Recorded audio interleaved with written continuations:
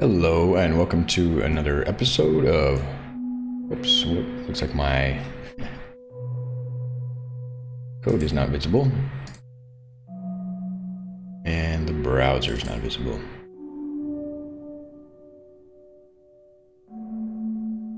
There we go, let's try that again. Ready?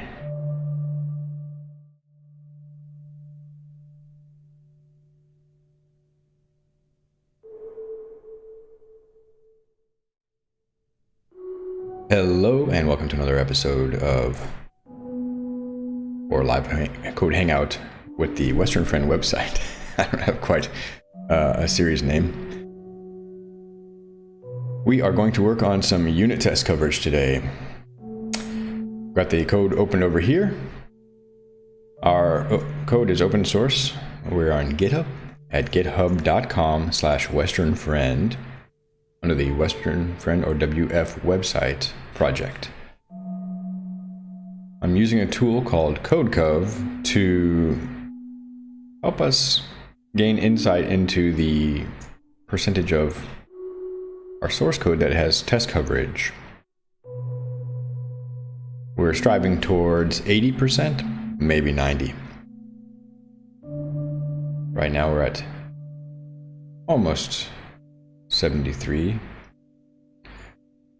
And the major apps in our project have fairly good test coverage. I have one app for our content migration that has poor test coverage. I'm not sure how much focus I'll put here to getting towards 70 or 80. I'll come back to this. I'm manually testing this quite a bit. This is sort of disposable code. It's critical code. But today we'll focus in on some smaller areas of code that will run in production.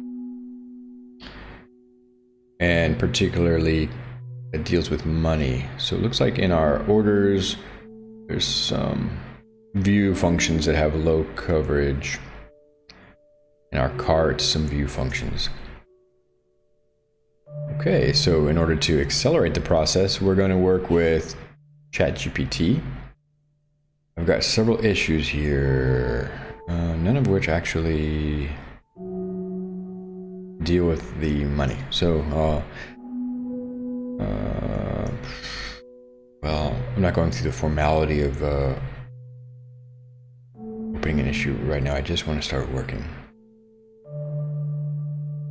Magazine panels. The magazine has 67% coverage. Let's see what's going on here. Ideal hooks. The models and panels. Panels up high.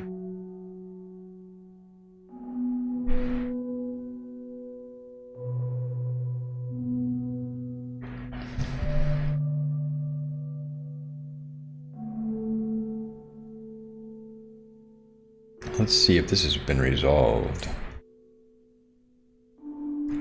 If I can just remove that code, that would be easy win. Still open.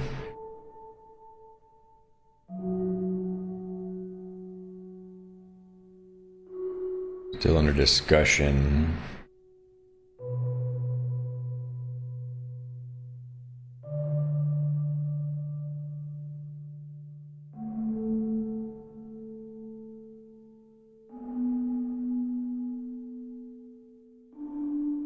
Simple social. Just out of curiosity, let's take a quick look at this simple social project. May 4th, no description. Oh, whoa, wait a minute. It's a fork.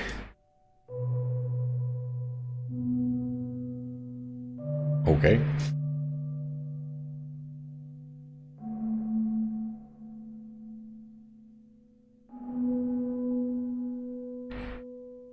An older fork as well. That's funny. Check out the commit graph to see if they've been developing it or basically took credit for all the commits. So they sort of forked it in a way that just reapplied all the commits or something. Anyway, whatever. Simple social. Ever infinity. Usually all of these come. These are simply shadow commits, mostly, and you can see a lot of them are on Wednesday. Those are the days I meet with Mary and we do Western Friends, so they're just plagiarized all the work. What a... Anyway, I'm not gonna finish that sentence. All right. So, what a shame. Can't remove that code. Let's go to the critical code. I mean, that's not a big deal that this isn't tested. Something financial.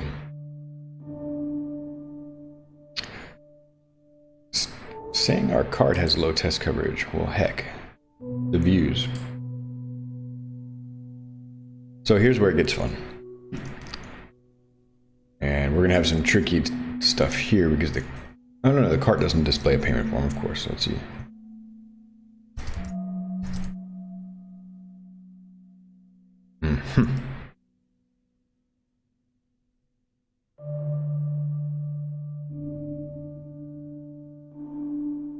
This should require post.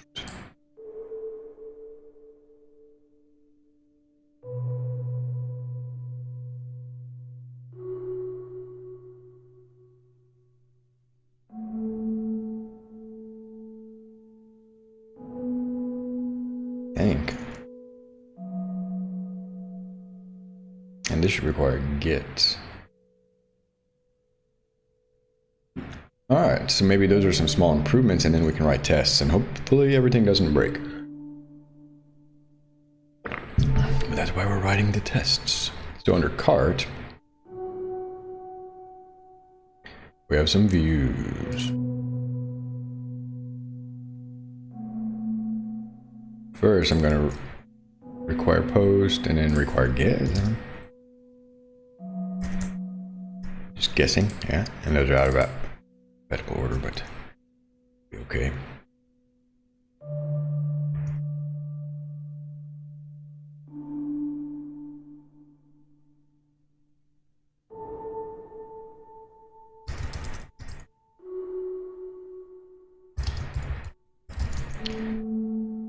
For consistency. Oh yeah. And then we're gonna essentially be adding type annotations. Product ID should be an integer.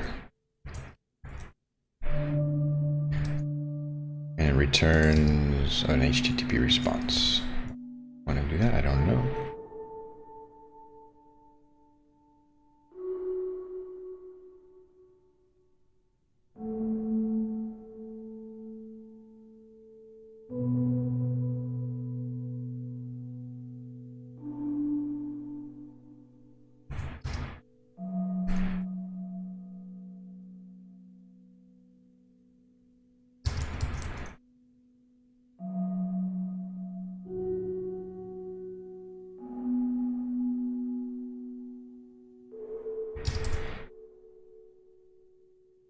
Yes, and then it fails that test repeatedly. And just to make these all a little bit easier to read, I just put this trailing comma in there so I can read more vertically what's going on. And when I'm reviewing on GitHub especially, the 80 character column rule really helps if I'm just using these trailing columns. Helps me read and see the diffs more clearly. Okay, trailing commas, type annotations. These are assumptions that I will test now, manually and with automated tests.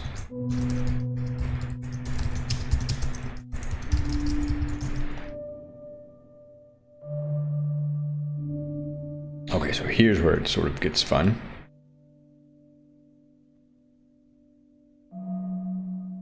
Let's start with the, oops, I should have added a trailing comma here. So for the heck of it here. All right.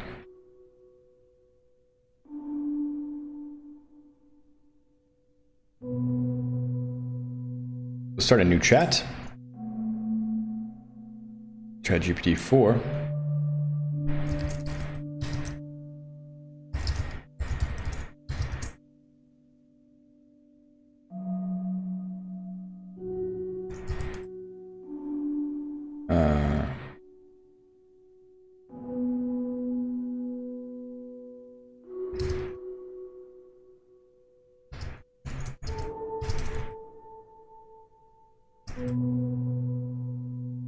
So first, I give ChatGPT a bit of context here.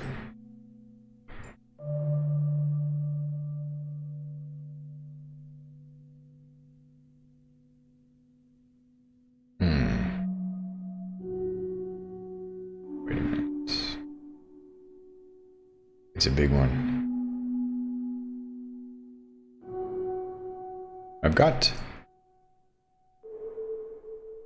this is too much. 120 lines. Let's give it a try.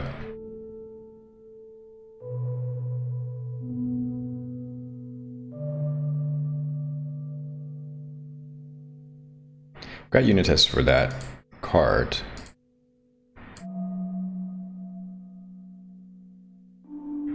And here's the difficulty of reading that. I just want to even see what's going on. It's difficult. And then I got these popovers constantly.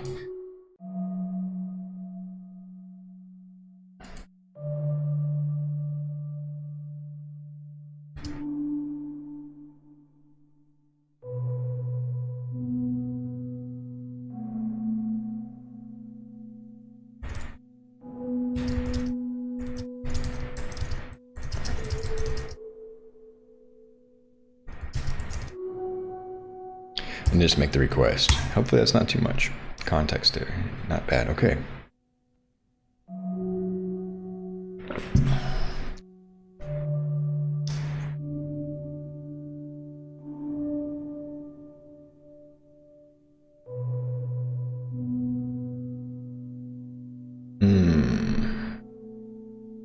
So I might need a product factory here. Request factory. And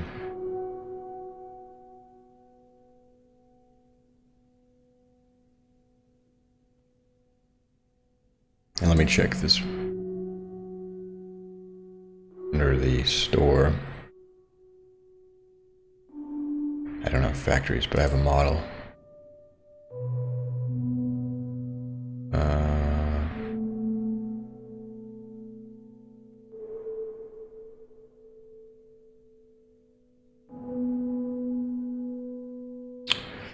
I don't believe we should need an actual product in the database if we can create a product factory.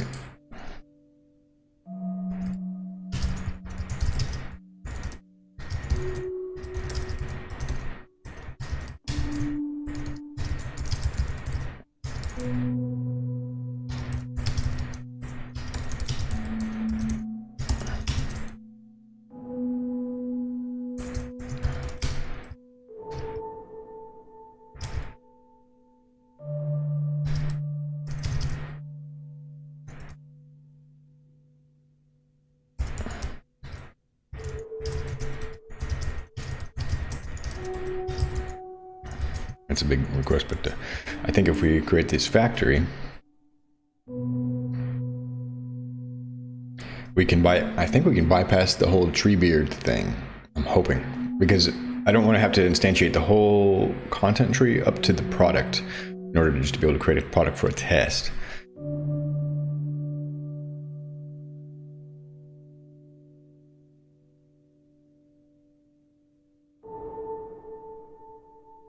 Yeah. Oh, products is fine. It's fine. It's fine.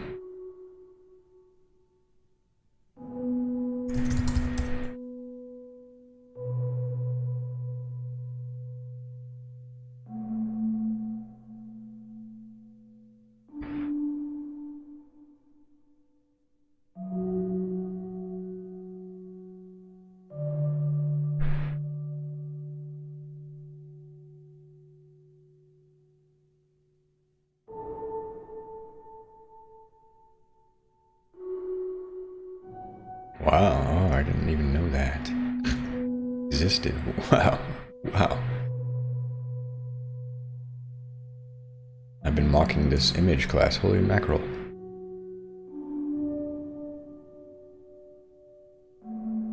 Dang. Wow, I should actually just look at what's more available in there. Test image file JPEG, WebP. Wow.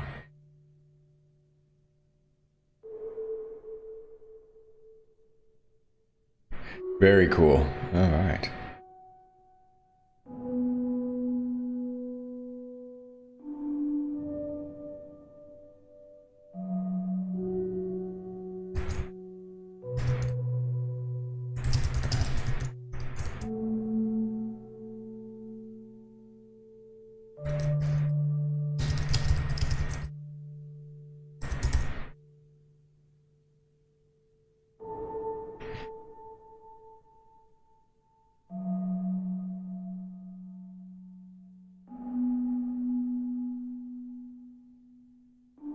So basically, working with these generative models is kind of an iterative process. There we go. So we're kind of steering it. That's why, for example, GitHub calls it Copilot. It's helping us during the flight, but in a way where the pilot, we have to know where we're going and kind of take the helm in certain cases. So let's see how this works out now. So we're actually riding the cart. So the cart tests. Nothing. There's no test there. Let me double check it. Boing. Okay, and then this always happens.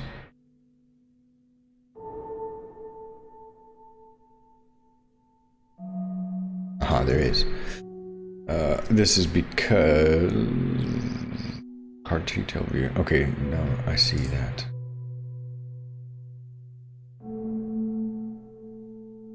We got some model or some class tests, but not the view tests.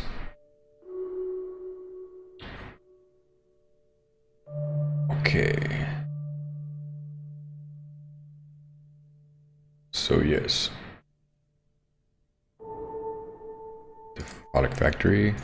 Where do we get these settings from?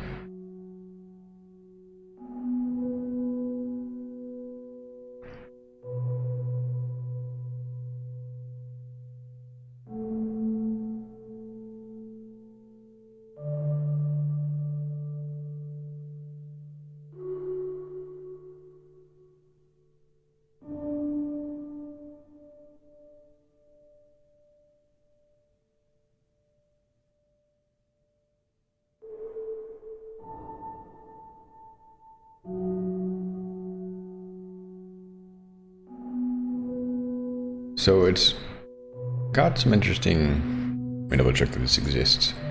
Making some assumptions here. Base up high core settings. Yeah, there we go. Okay, so that is correct. But I'm just going to try running these. Get the imports working.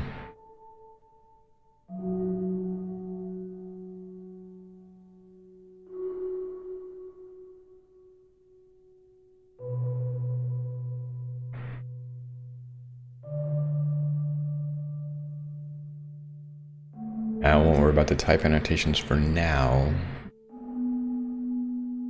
Suppose we'll have to fix this. The cart is expecting a request, an HTTP request, and the self-client.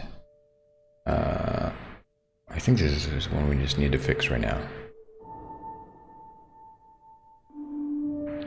What I can do is just kind of paste this into that, into chat. Let me check the multi-stream chat just in case.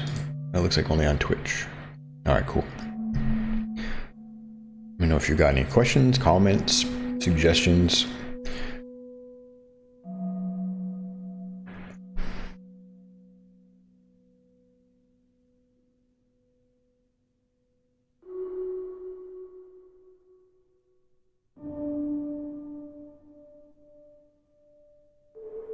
Yeah, so request factory. This is all the setup. I'm just going to override this. Well, let's see what changes. Before instantiating the cart, we have a request factory. We create a couple of these products from the product factory. That hopefully means we won't have to use the whole tree beard hierarchy, page hierarchy, building it up to where the products are in the tree. It's bypassing that, I hope. So this is the same. It's just setting up a session. Enmity dictionary for the cart session variable. Saving it. Interesting. All right. Yeah. Yes, those are persisted in the database. Making a dummy request. Assigning the session to the request. Yeah. Makes sense. And then the cart gets a request. Yeah, so this is looking good. I'm just going to copy it so I don't make any big errors. I'm going to overlook any key steps. This is one thing. I'm not sure what I'm doing wrong over and over when I copy and paste. The indentation isn't preserved. Settings, everything is. Alright, so here's what we're going to do. Python test. And we're in cart. Tests. Cart.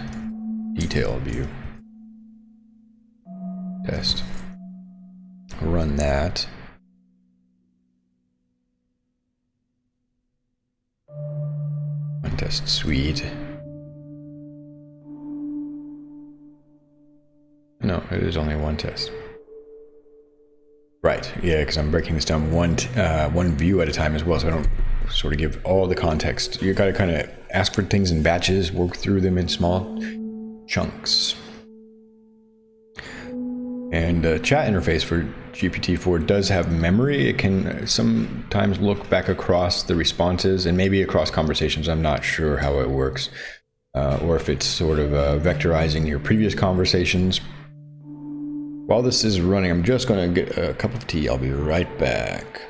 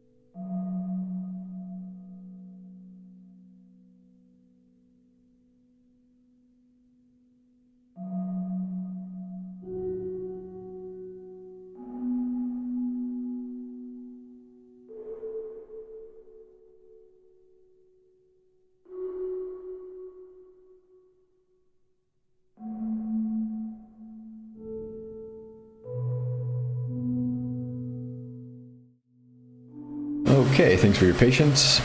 Test ran, failed successfully, which is good. It's a different failure, so that's the good part. So it looks like we're needing a mock image for the product image. Now, if I recall, in the product, the image may not be a required field. So I can double check this real quick. Mocking the product here, and the image is optional. With a note here, a warning. Since the image is optional, let's leave it like that. So this is getting us an image file. I have a method to get a mock image, I think. Let's just try running it again.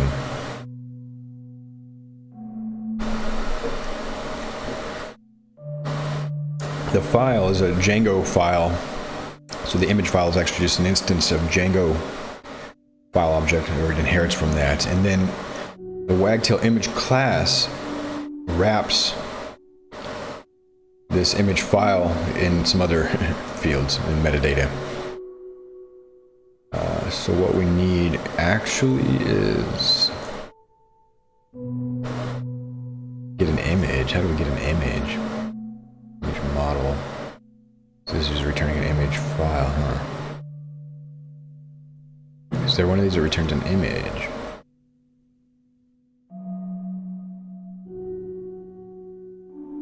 None of these are annotated. I wish, I hope Wagtail starts adding some type annotations.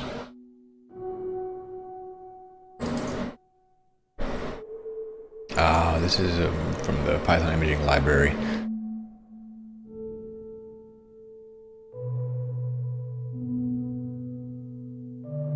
Can't remember where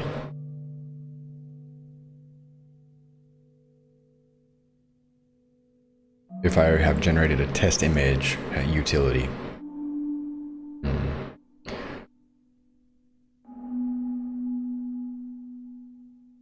Wouldn't even know what to search for. It should go in our common test utilities.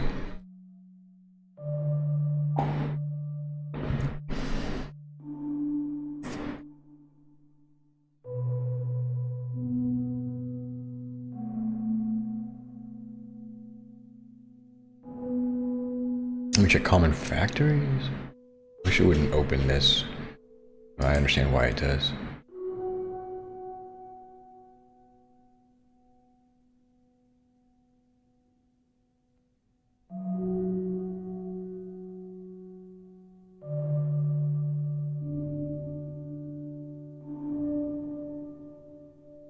Okay, now we've got a different error. I'm thinking if this is valuable to mock the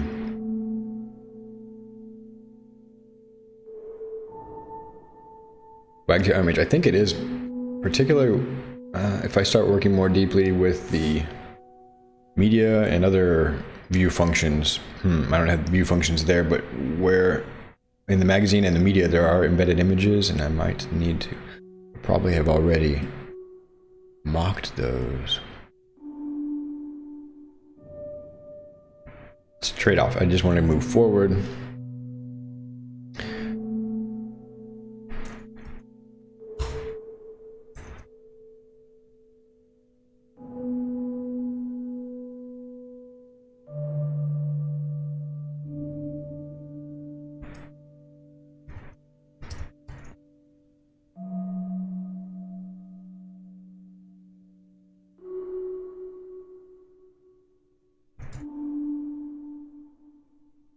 Something like that. Alright, so now we just have a validation error, no more than 2 decimal places. So this is in our factory. No. So I'm going to close the common factories. And forms.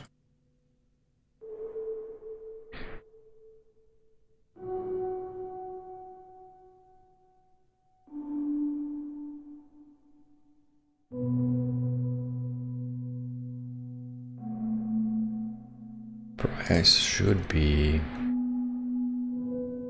a decimal field, so it's not an iterator, just a single.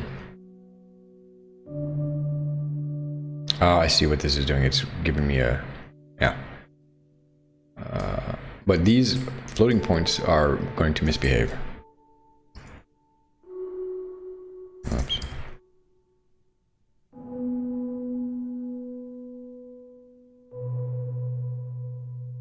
So they need to look like this, basically. First, let me get my little vertical indentation. Oops. Oh, come on. Copy that. To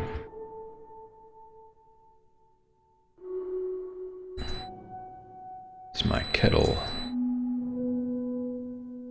So when I pass a string into the decimal, Python's able to instantiate that correctly. If I pass in a floating point to the decimal, it gets a little bit wonky, and basically it goes on to infinity. It's a little bit irrational. All right, so let's see if this works now. Rerun these tests. Kettle's boiled. I think the tea should be done. Let me double check it.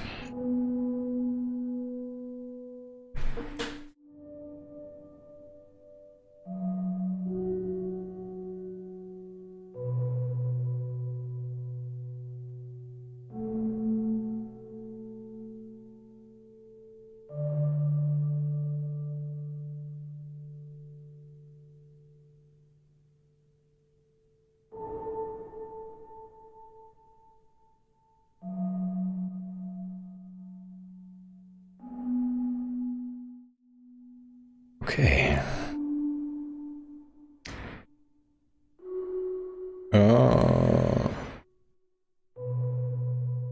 So we need to tear down.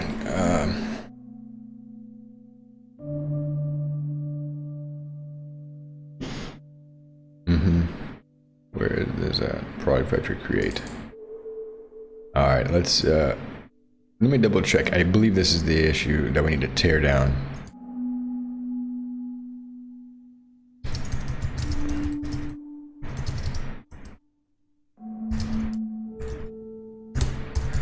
But I'm going to defer to my higher IQ Copilot.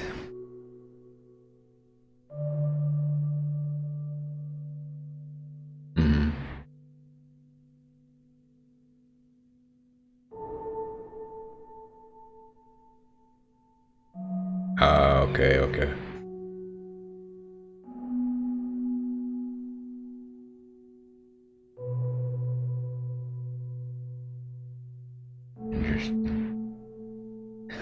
Okay, I was wrong there. That's good. Good though, subtlety. And I like this faker package as well in the Factory Boy implementation of the Django model factory. Pretty convenient. Alright, so we have a product factory with meta move down there. Title, description, price. Oh, look at this. This is actually an improvement. High decimal. Huh. That's cleaner.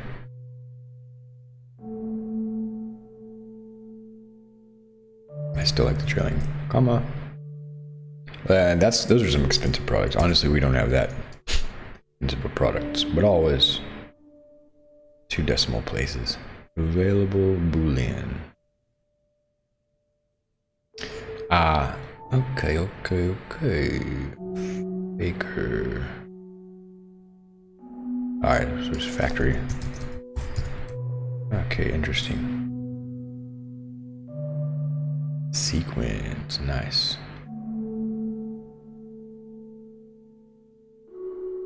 I should probably do. So, notice how this one is giving me this annotation error because I'm using the factory faker and passing in the first argument as a string of what essentially module is calling, I guess. Factory. Let's see if there's a pi decimal. There's not. See how here we're doing factory sequence, there's no ambiguity, it's got a return type, but because Python is dynamically typed, we can do things like this, which give our little helper here, Pylance, and MyPy some confusion, and make our code a bit more unsafe. I don't know where the factory, the pi decimal factory would be. Let me ask ChatGPT.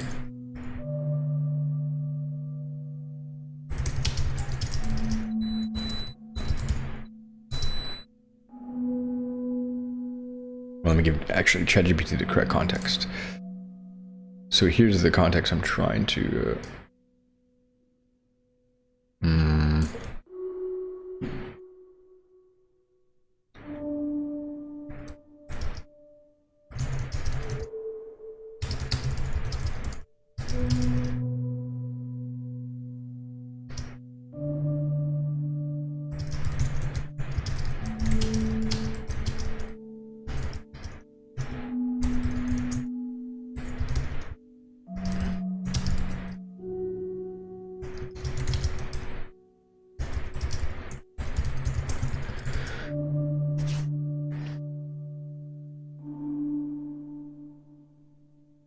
Provider. Oh yeah, provider. All right. Yeah, so that's the only way to do it. It looks like. All right. Oh, I don't know why. Much about the internals, nonetheless. Now that's an interesting way of doing it.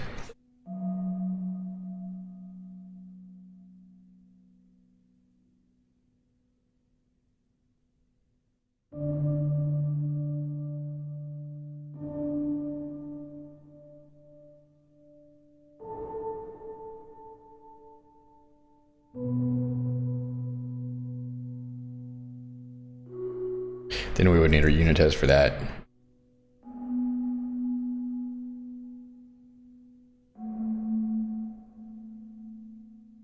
Yeah, it's pretty cool though. Alright, so what I'll do is I'll just ignore this, type ignore.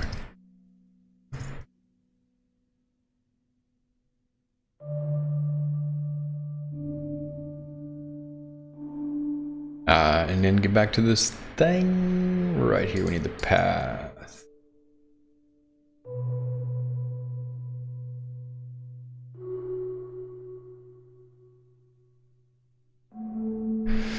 And this is just factory sequence. Alright, good to go. Now the tea's ready. I will be right back.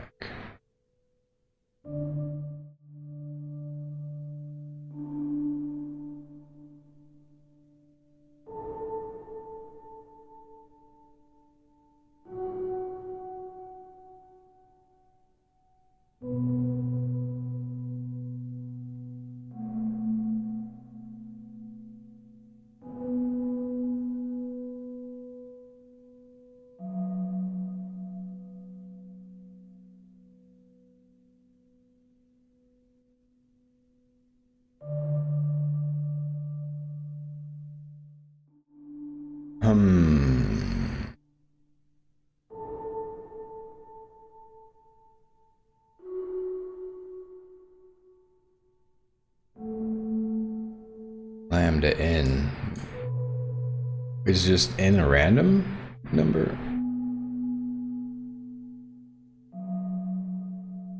Alright. So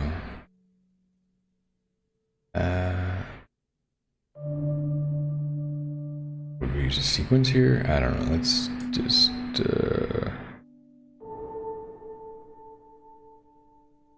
give it the full context though. The full trace back I think gives it the information. Gives it more information clearly. I don't know if the signal to noise ratio in the trace back is probably got a lot of noise.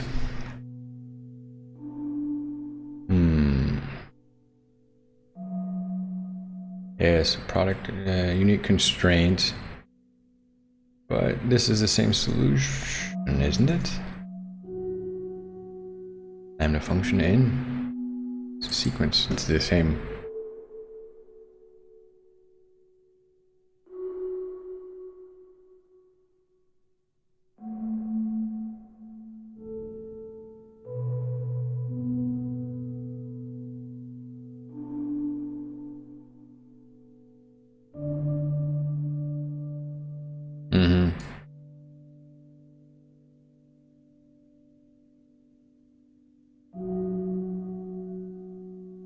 Yeah, and this is what I'm afraid of. I don't want to go deep into creating the whole tree hierarchy here. I'm hoping this factory will just let me, bypass that. This is the same code though.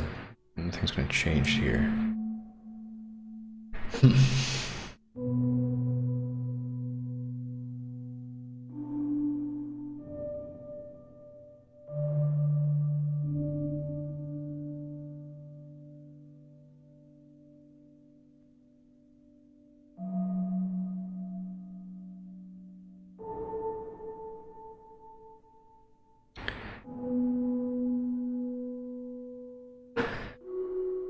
Maybe the path is not such like a URL path,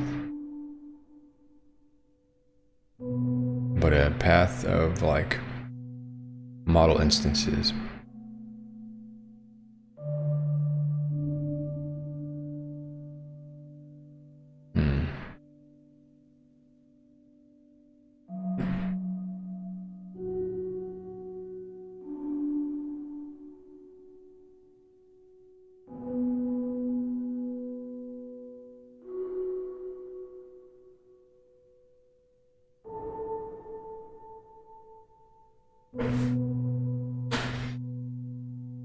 because as far as I understand,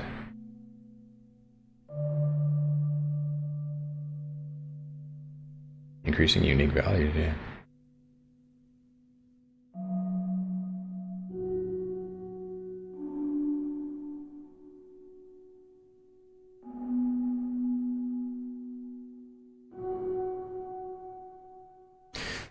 Well, one thing I can do, our product has an implicit ID.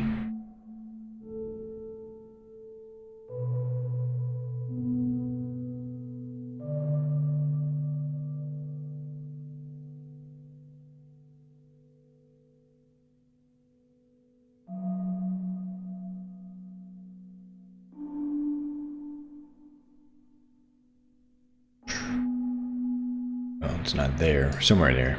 They have an ID.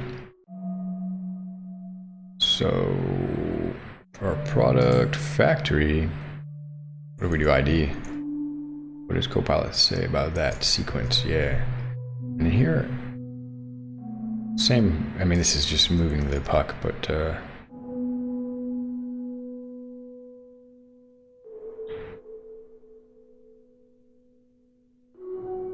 oh, wait a minute, wait a minute. Oh, here we go. I didn't override the path. I actually didn't change it, so it's... Or I changed it twice, and the previous path wasn't correct. Okay, this might clear it up.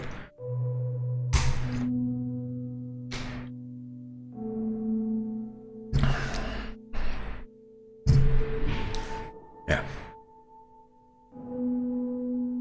It's a wagtail specific field, so I should probably move it there, or just, I don't know. Hopefully this will work. Leave it as it is and remove this section. This is not a bad idea, but it was an easy oversight.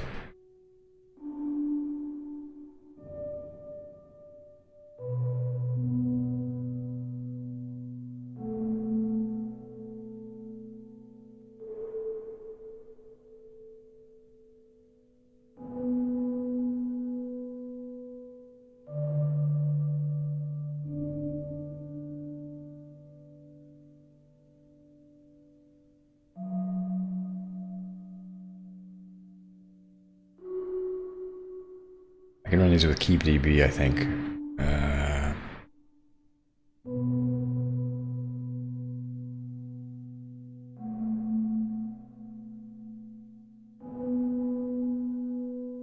If I had a teardown.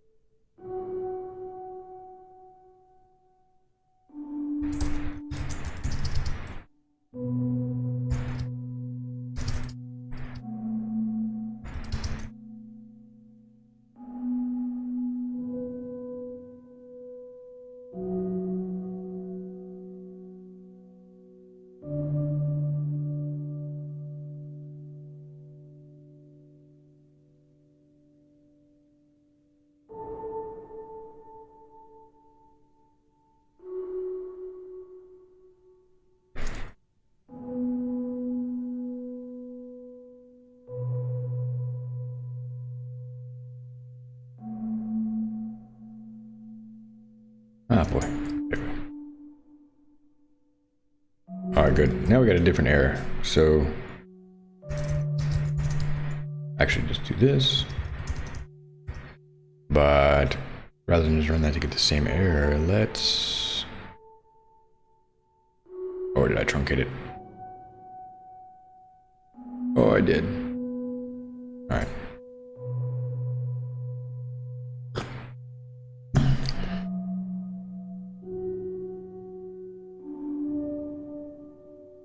I probably needed to run it one more time with the...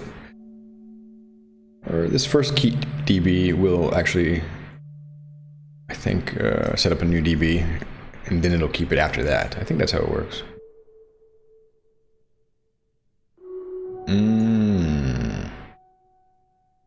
Alright. Sense. That's a nice touch.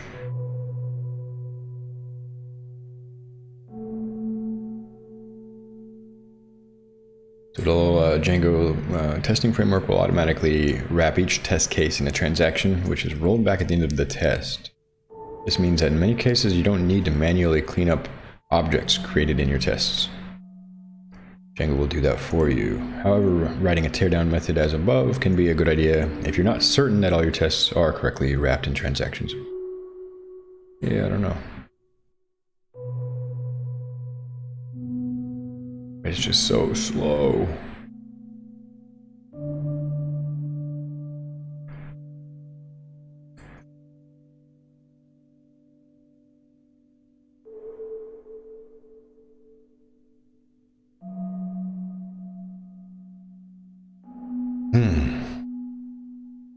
Alright, so we got this is the error here. We're after hopefully running these with keepdb.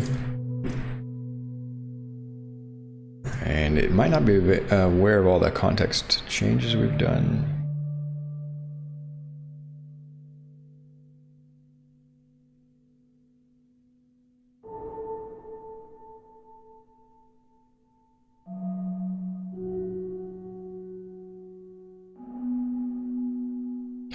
There, wagtail models page does not exist. Page matching query does not exist.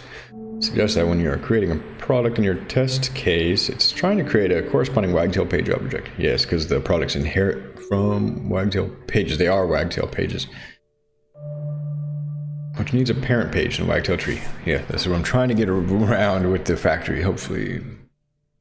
This occurs in the product factory create method. It seems that product model in your application is associated with a wagtail page, and as such, when you create a product, it also tries to create a page. It is a page. To solve this problem, you should create a parent page in your setup method for your products pages. This is going to be a...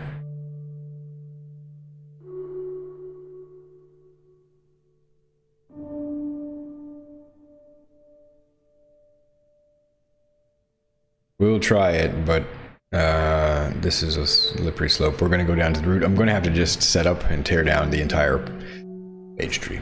All right, man. Got to be a way of avoiding this to write tests or wagtail page models that I don't have to instantiate the whole dang treebeard tree.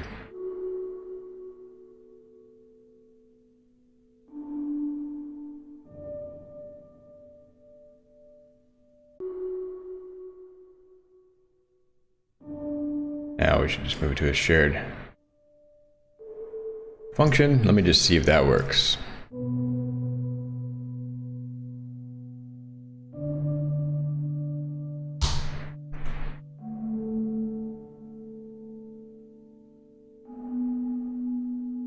Or a shared, like in the common and not in the content migration.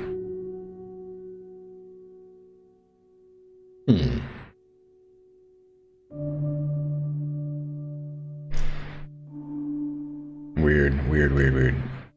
Man. There's got to be a better story about testing in Wagtail. There's not a lot of documentation about this.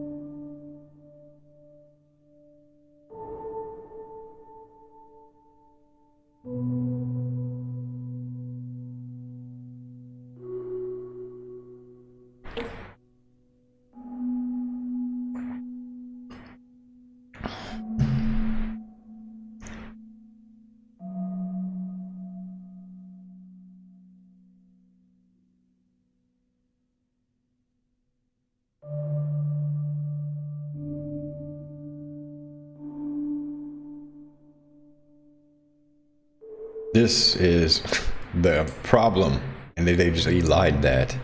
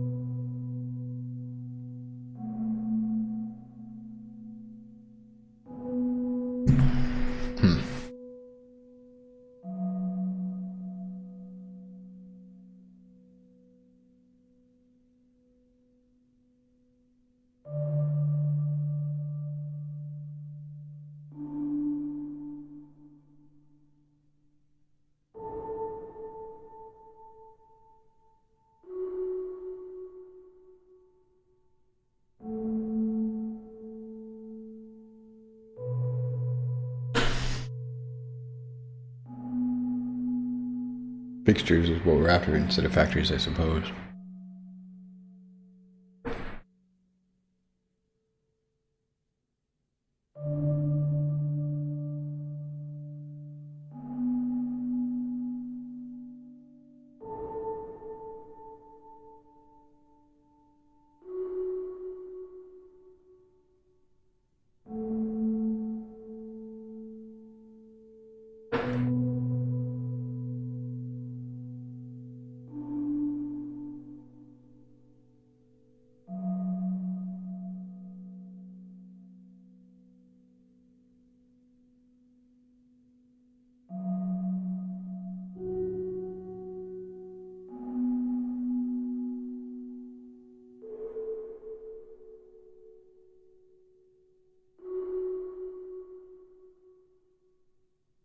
Sometimes we can power through these things, but if I'm on the wrong trail and I need to go to fixtures route, okay, I'm not hard set on this factory approach. It seems a bit unfortunate.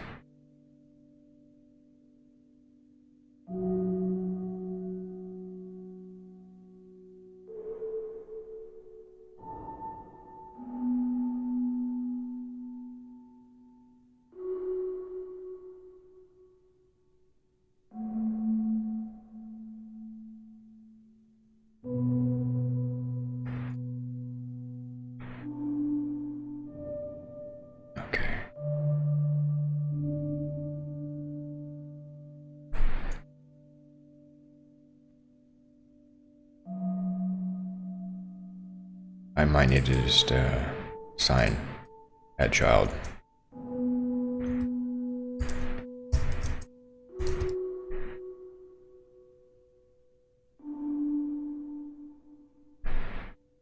And not that.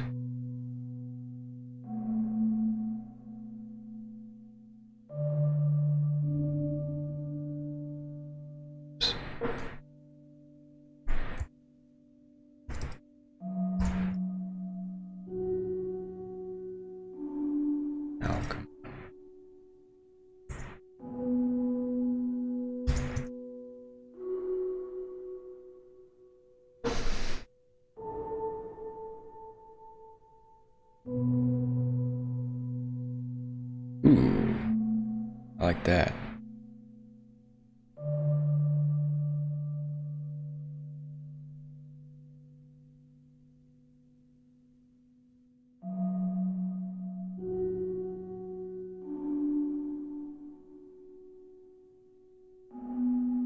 That's not correct.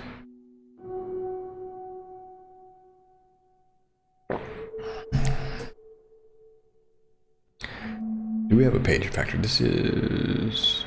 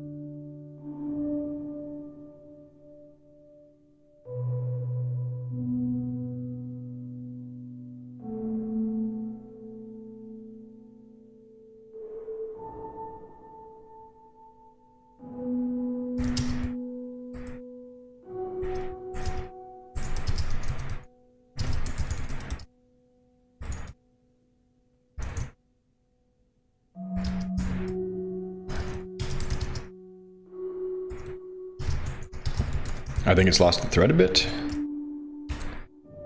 Let's get it. the context, or maybe I didn't ever give it that context.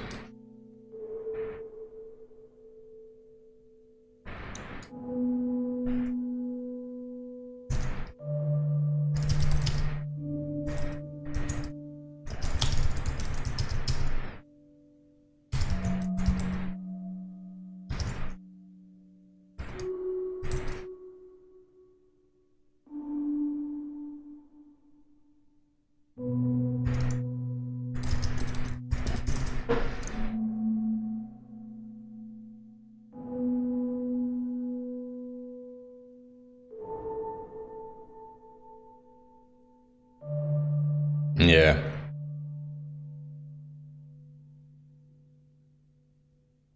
Page. Oh, we have a home page model. This is not worth the fight. So I'm just gonna have to go back to the drawing board.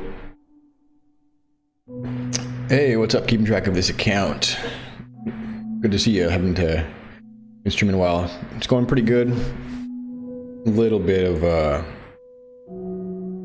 challenge with these unit tests, even with GPT like helping quite a lot. I might be going down the wrong path here. So GPT will happily let us, or help us steer ourselves into a wall. So let me go back to the drawing board. How have you been? Is it summer in your hemisphere? How's your summer going, if so? Probably summer in your hemisphere given the daytime. I don't know. Anyway. All right, let's see here. So. I've done this in a previous one. I just need to set up this page hierarchy. It's a bit verbose.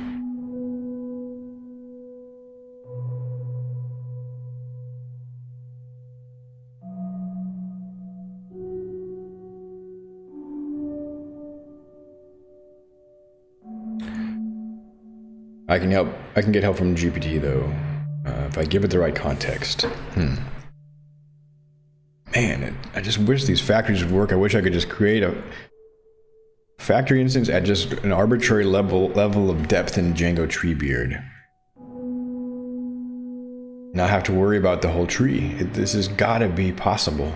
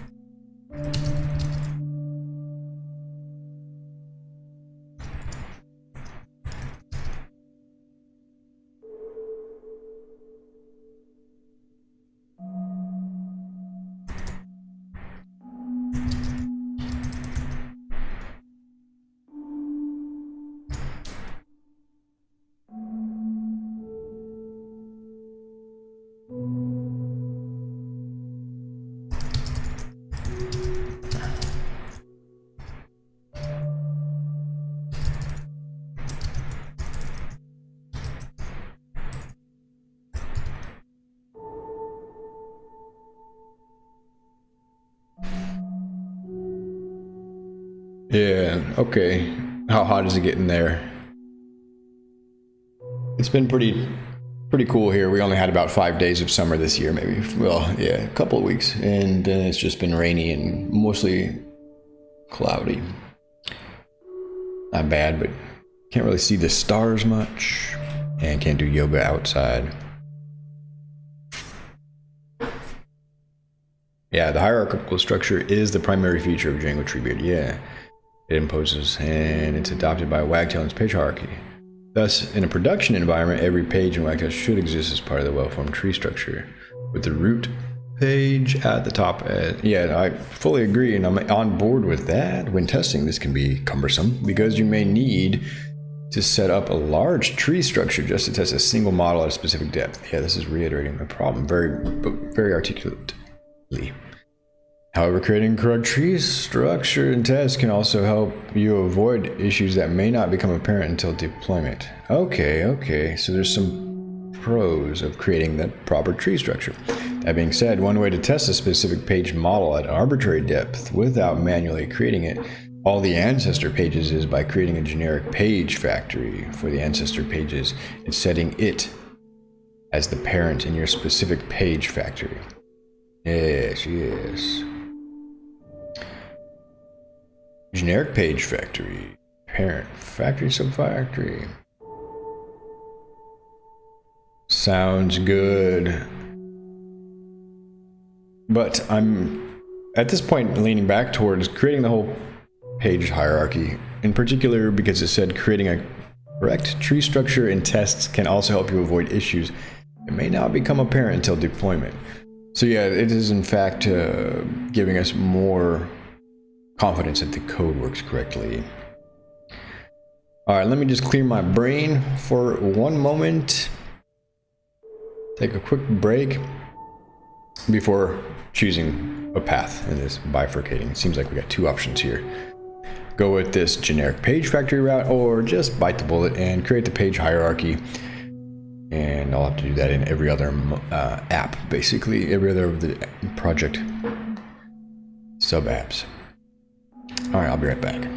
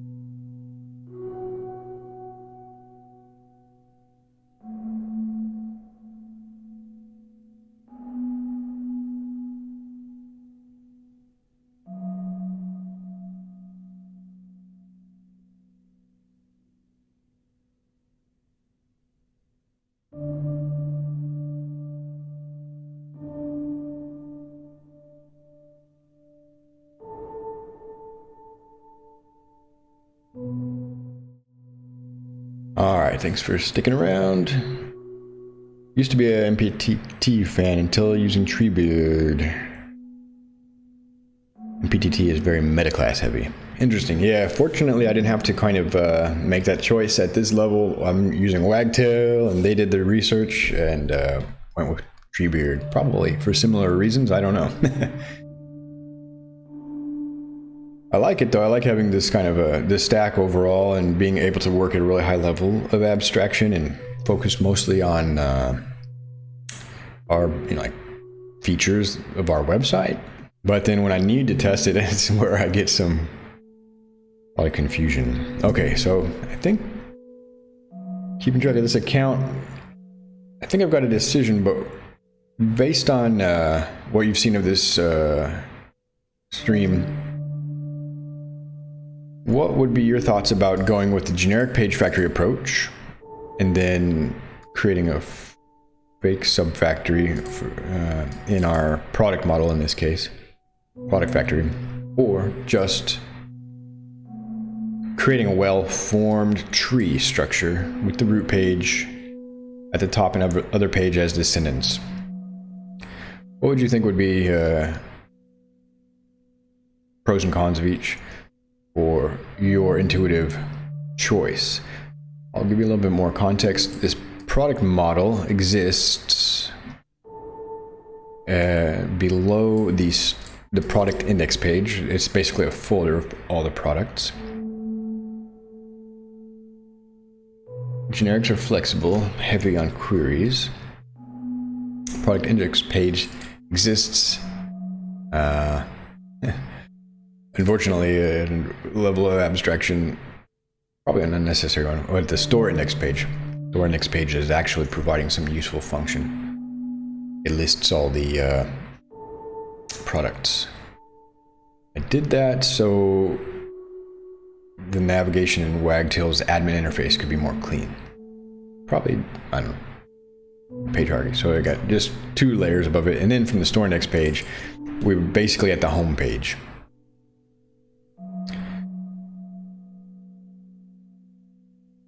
And from the home page, we go to the site root. So site root, home page, store index page, product index page, products.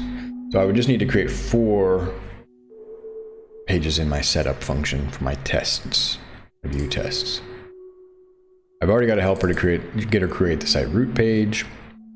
So I would only need 3 more lines of code. Yeah, and I could abstract those. Perhaps at some point, to avoid duplication, into a method that can also be used in my and tested in my content and borders. I don't know how that would work or if that would work. Generics are flexible, heavy on queries. Okay. So these factories, they create heavy overhead, I guess.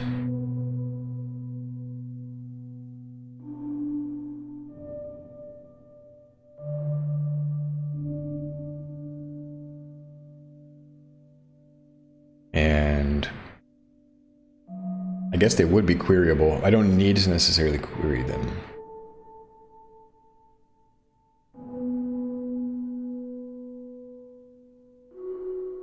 How legible is that chat text? It looks pretty legible on the stream. Good. Gonna refresh my tea while waiting to see if there's one more reply with the extended context of like what our page hierarchy is, which isn't obvious. I have to trace that through there.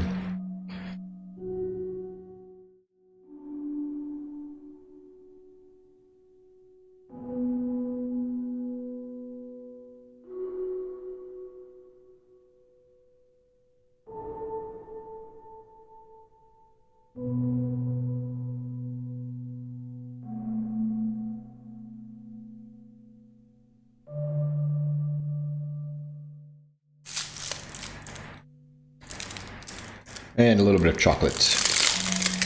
From Russia with love. I don't even know how to... I guess that's English alphabet, the Latin alphabet.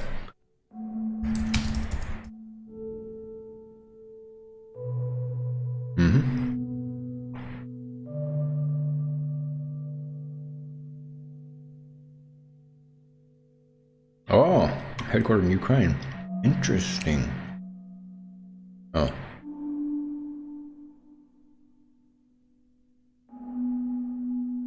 Interesting. So these are expired chocolates, I think.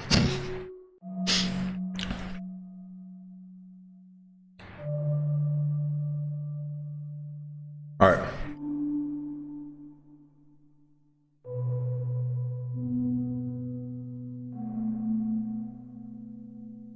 Enjoy my chocolate for a minute. Pretty good caramel in the middle.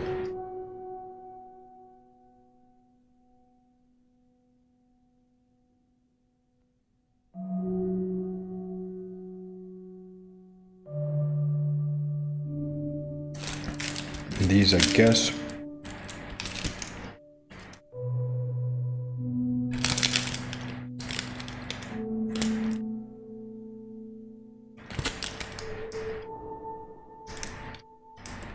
the rest of it's in Cyrillic. I don't have the original packaging.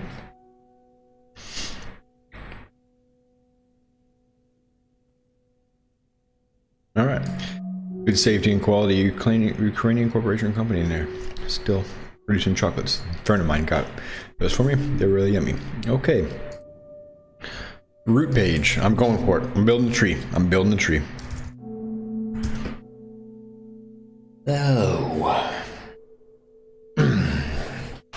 Just had to take a moment with some chocolate and Earl Grey tea. So then we need, okay, so let's see.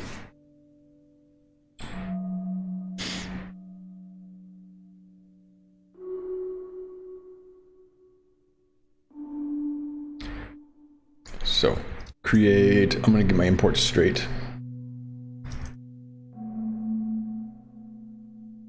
Store index page, yes.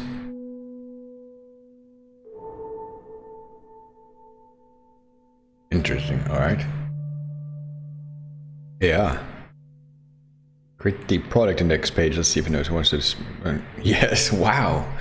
I didn't import that. I must have it in my models. There, my models file is open, so it's able to infer this.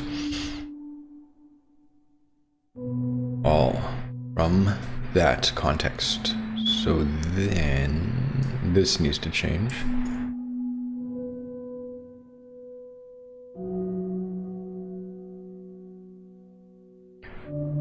Okay. Up to there we should be good. And then I'll probably need to work on this teardown function later. But if it's running in a transaction, does that mean I don't need this? Perhaps, perhaps.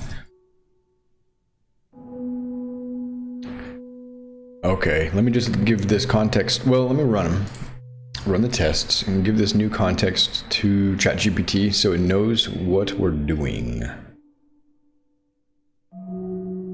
As you suggested, ChatGPT. As you suggested. Whoops.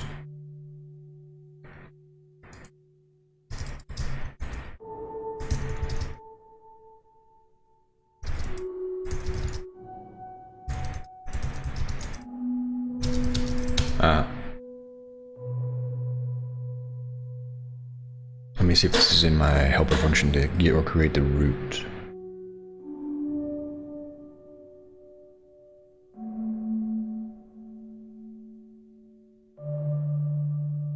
Where is that happening? Product factory create. All right. So yeah, we're gonna have to change up our product factory perhaps.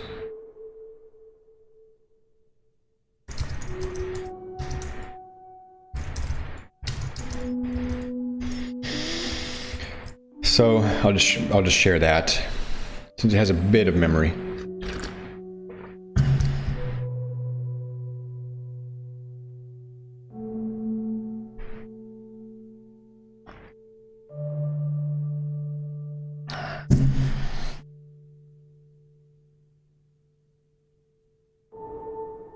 This seems like a lot of verboseness.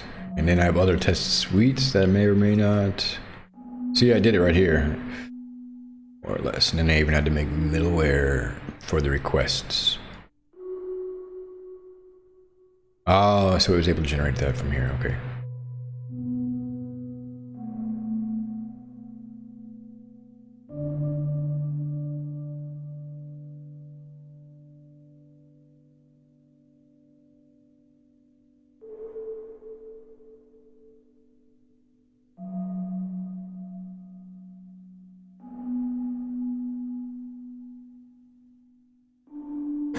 But I can share that code.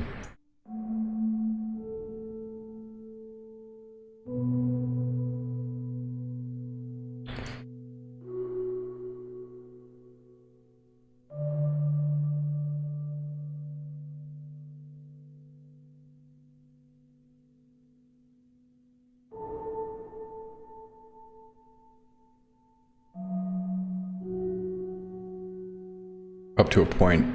That way I don't have so much duplication. It makes my setup function a little easier to read. So let's go ahead and just grab all of this.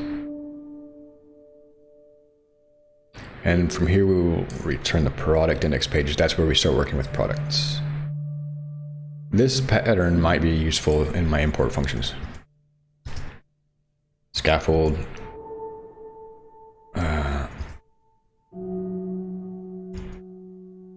Yeah. Return.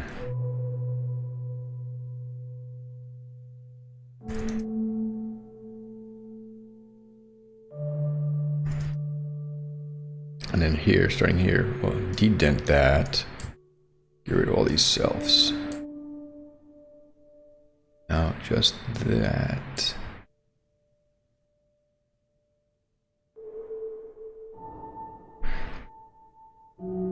There we go.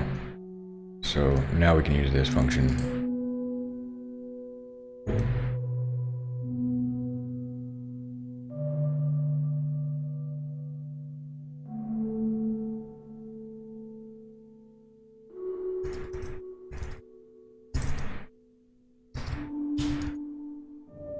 Ah.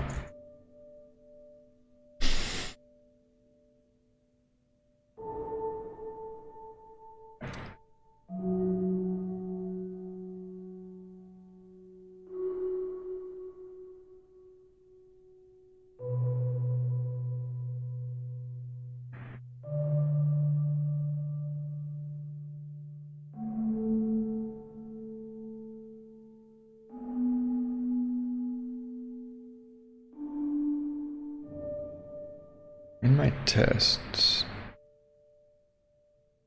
I'm not using the product index page.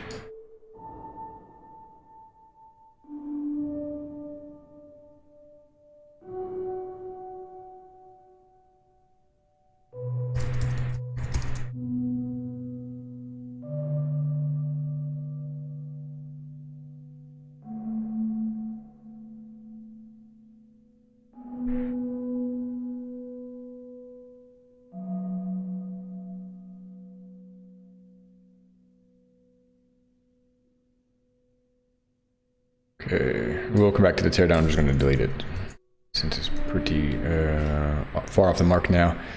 Now it looks like we in our. I need to update the product factory.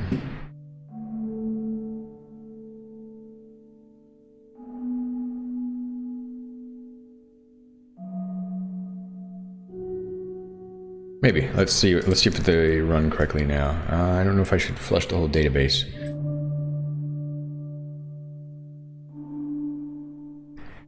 And we might not need to mock the path and depth anymore, because now that I'm using a proper tree, and I might even just drop this whole product factory at this point. Whoops.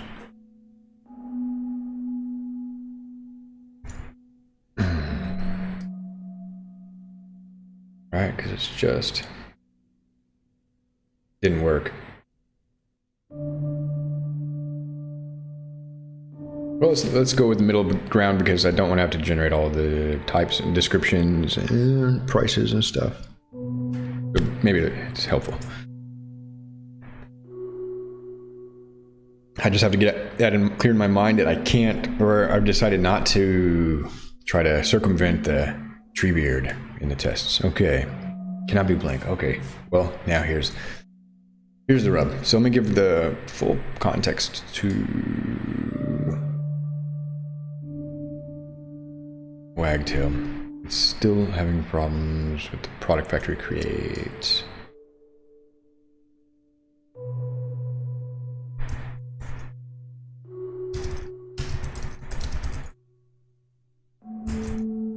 And I'm not super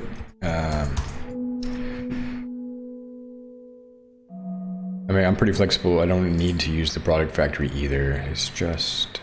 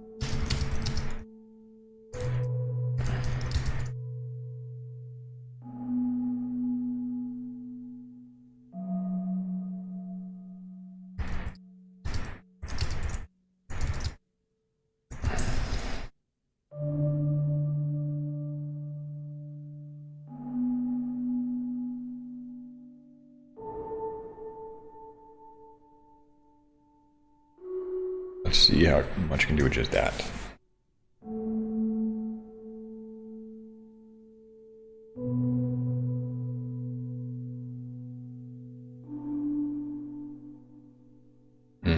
So I was hoping they would automatically be computed and set. Yeah. Okay, the factory doesn't know where to get them.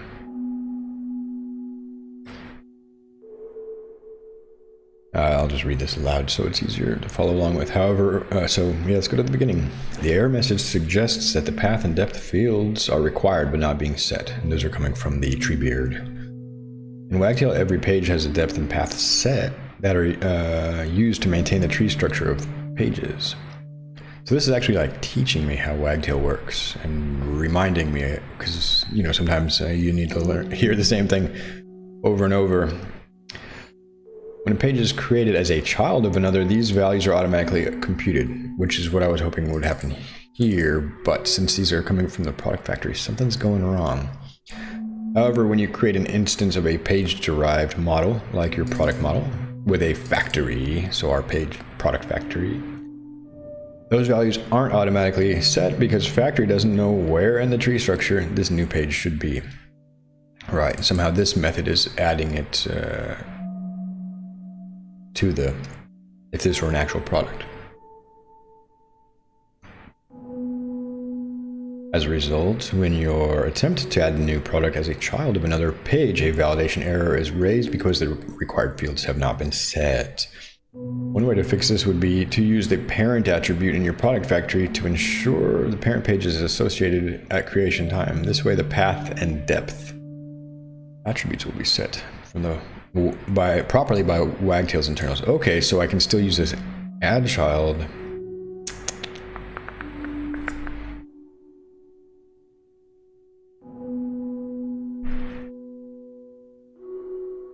And I don't have factories, so it looks like I'm just going to abandon the whole factory approach. Alright, that's that. Because I'm not going to walk up the tree and create factories for all these. That was the whole point. Is like either have a factory that just lets me insert arbitrary depth or set up a well-formed tree. So I have to abandon the approach.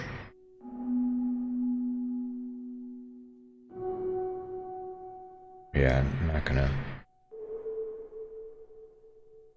do that, unfortunately.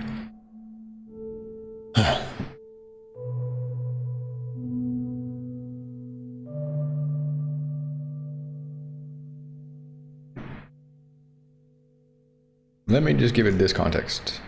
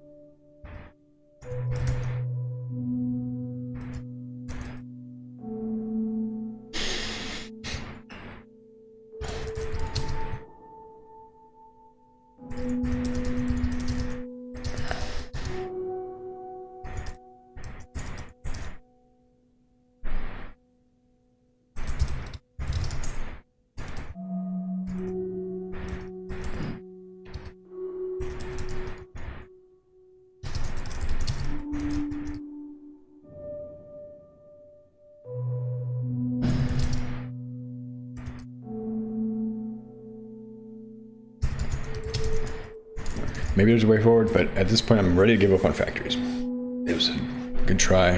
It's going to inform the...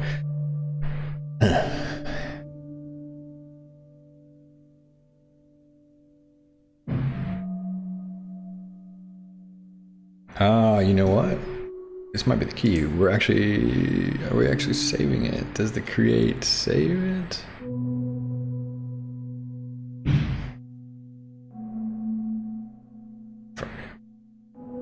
Build. Ooh. Without saving them. Hey. A little subtlety. When you get the right prompt, you get the right result, hopefully. Wow. And again, I don't know any of this, really. This is all new to me. The difference between build and create, never knew it. In this code, the product factory build creates an instance of product without saving it to the database. Then, add child saves the instance to the database and sets the path and depth correctly without having to scaffold the whole, create an arbitrary, artificial tree of model factories. I'll put in parentheses. Note, please ensure that product factory build creates a valid product instance without saving it to the database. For this, you might need to update your product factory accordingly. If there are required fields that are only set when your instance is saved, you'll need to set them in the factory. Okay, so I think our factory is looking good.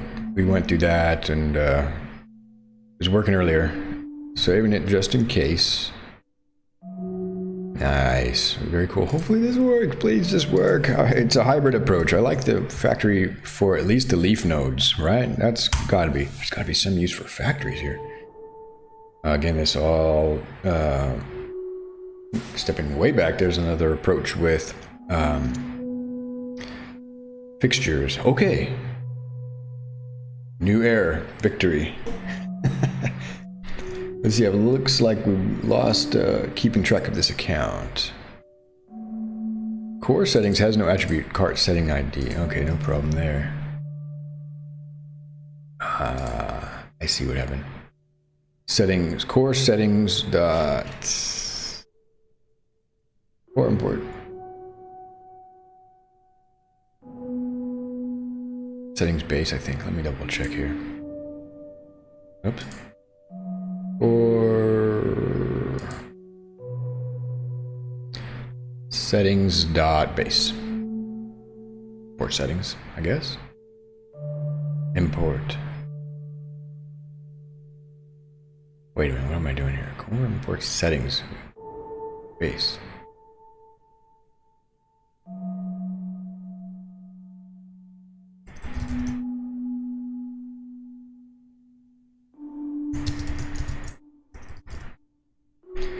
As base settings. Then I've got a squiggle. Where's my squiggle? Looking good.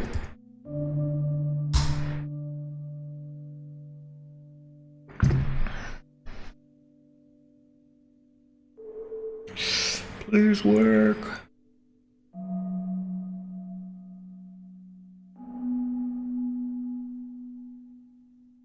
Something's happening. Okay. All right. Yes. This is a complete guess. It didn't have any information. So I just need to check my URLs. I think that's the case, right? That's my base URL, core URLs. Cart. This is cart details. Just this. Namespace is cart. And the view name is detail.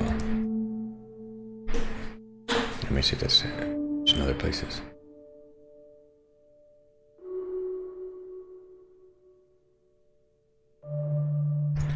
These are a bit long.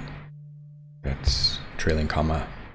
It's helpful here and trailing comma there. HTTP response has no attribute of context. Okay. Let me make sure. Oh wait, I went way farther. So I think our tests are shaping up now. I'm going to just be adding these type annotations.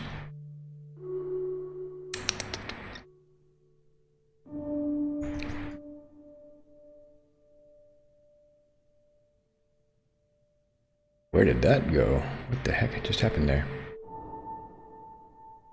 Where did my 200 go? God, I hate these popovers.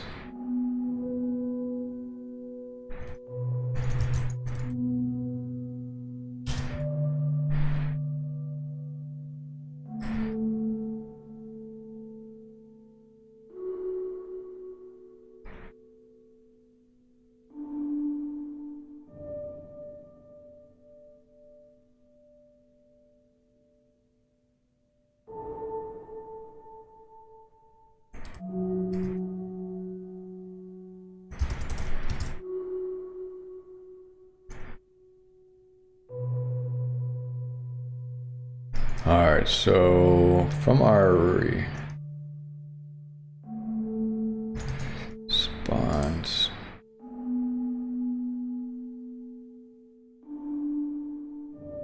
whiskey request.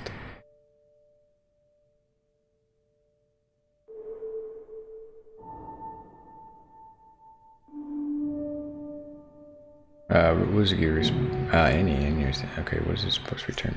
Our details should return HTTP response, which is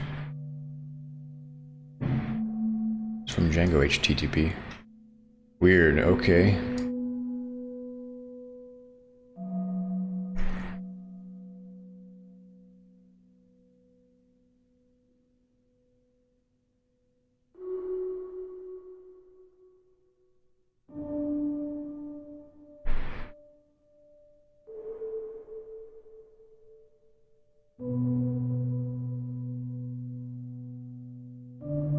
Error message is indicating that HTTP response does not have the attribute name context. In Django, only instances of template response and some of its subclasses like simple template response and HTTP response redirect have a context attribute. Okay, so then in our view, I'm using the render method, which returns HTTP response.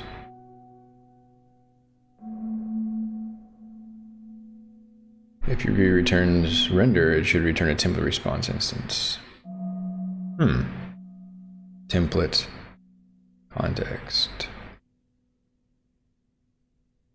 Weird. If you're not using render, you could wrap it that way. But I am.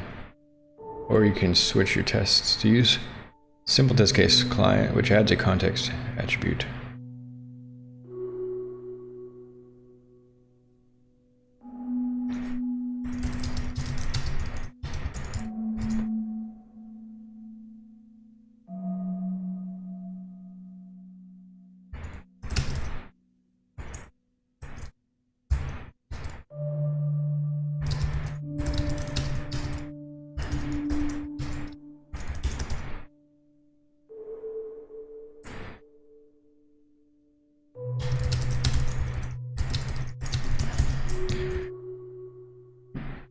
It could be the context here. Let's just say here we're our first assertion is here. Cart detail, right?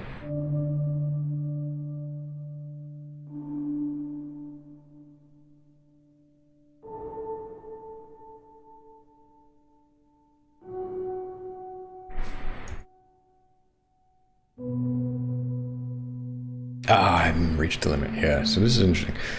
So this should be returning an HTTP response.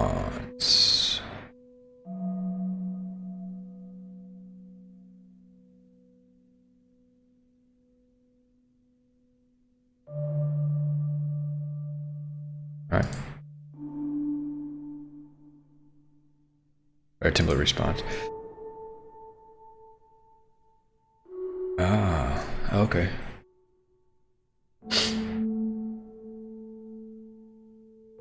Must be changed in the way Django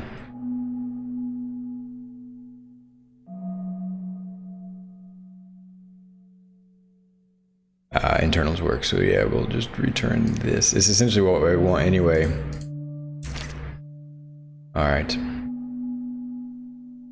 In my view, there's probably some documentation about this. What we're going to do is say context equals that we have a request and in the template argument, well, it's not so important. Sort of explicit there. Ooh.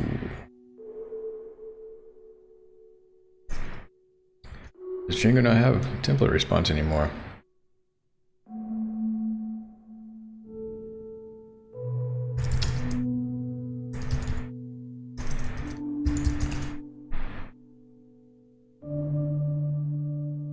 4.1.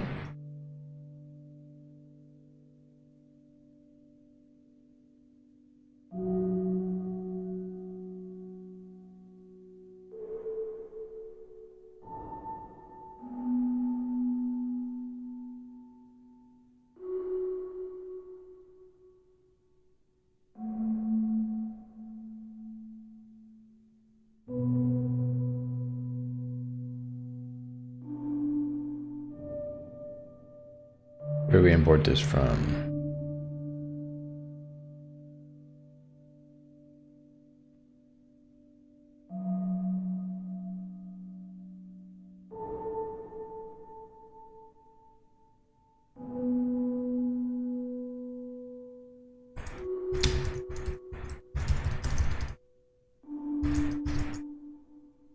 That's correct. Yeah.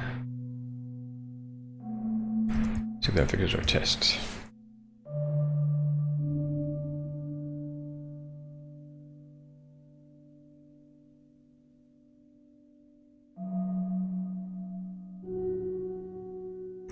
Now that's weird.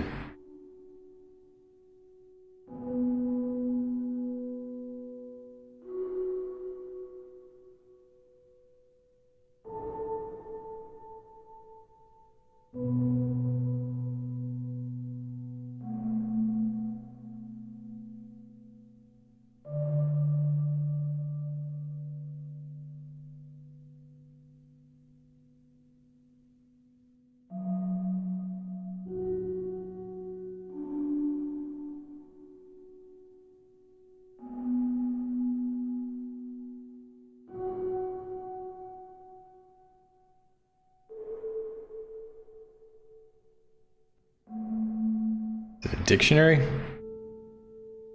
I mean, it's a property or a dictionary. It is a dictionary value, but what about the... How do I access it? This is a really strange error. Maybe something's wrong with my test.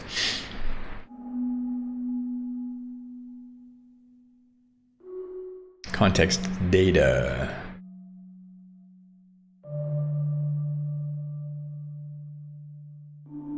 It's changed a while ago.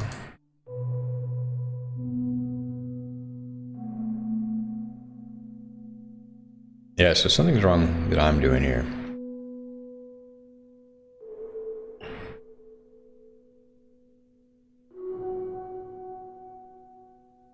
Now we're at a different level of... The context is being passed in.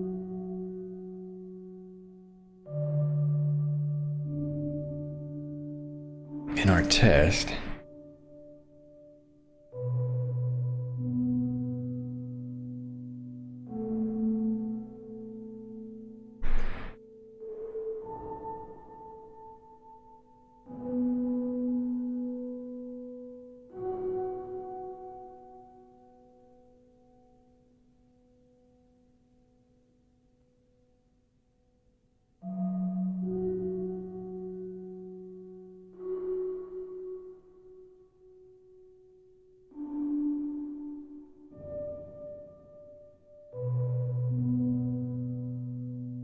Response. So we're calling our card detail. All right, this is just at the crux, and it's actually should be returning that. Not that it matters to my knowledge. But at this point, we should have a response with some context in there. Request, template, context. It's a dictionary of the context.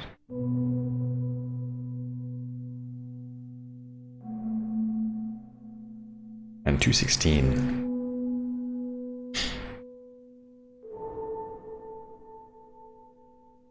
We don't need the rest of these right now, just we've got one failing. Let's work through them one at a time. But yeah, the rest of them are essentially relying on the context.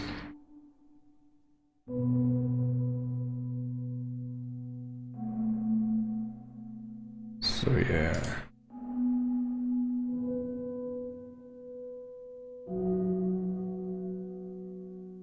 tried ChatGPT 3.5, but this is weird.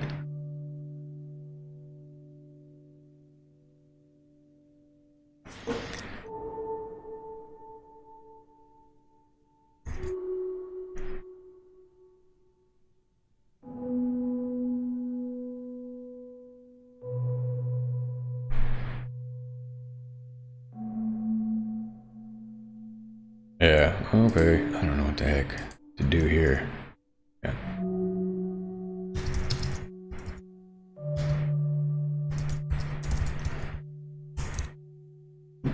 See how well GPT-3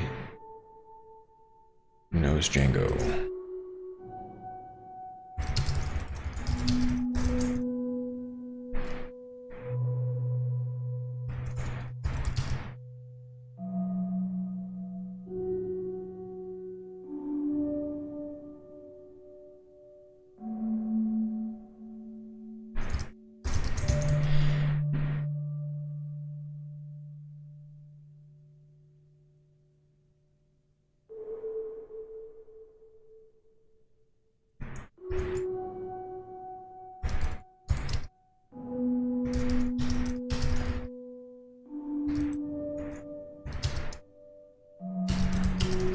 It's a bit of a mystery.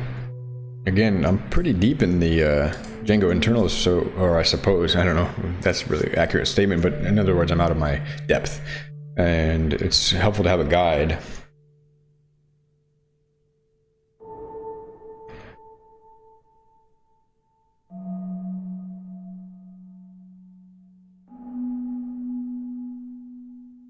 So the error encountering is due to accessing the context attribute on a template response object which doesn't exist. In Django, the template response object is used as a wrapper around the rendered template. It doesn't have a context variable.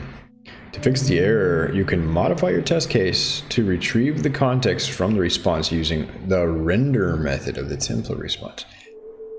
I don't know, but okay. So you get a response back.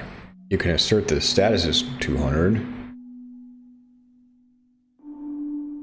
Then you render that response. Okay. Now this is interesting because I was using the render function previously.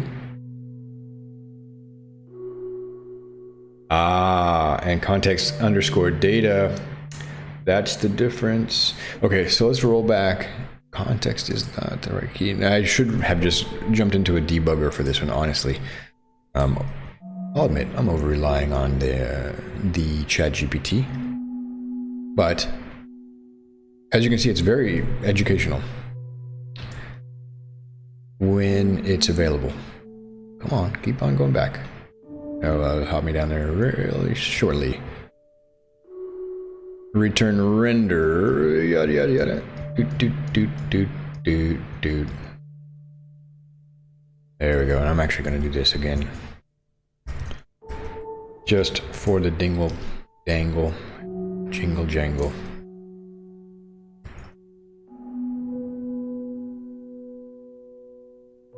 Nice. So now our test should have a context.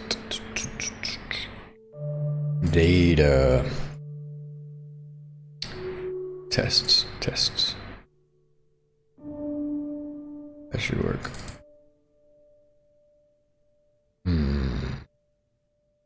Maybe, oh man.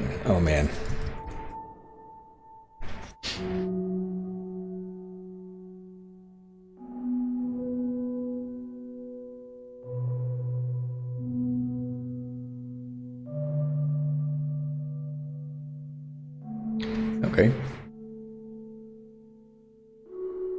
A little bit different here. Yeah, let me make sure my other tests aren't broken. Apparently they're breaking.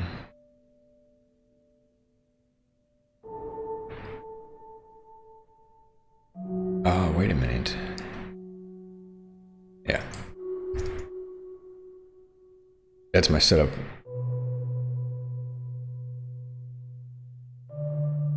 Oh, there's nothing doing it. Dang it. Right, so the setup has got a problem.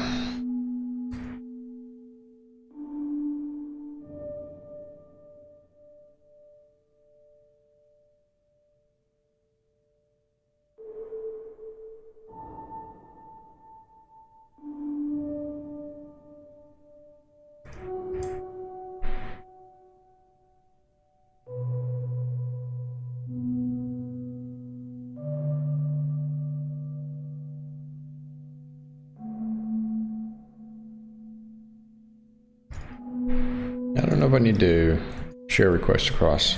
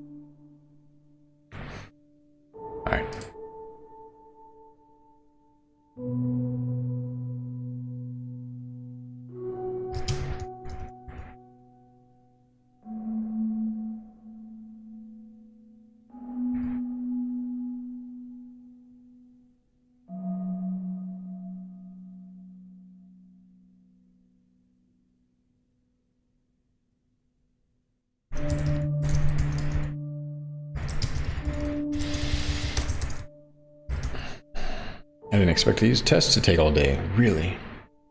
Thought I would be done with them much sooner.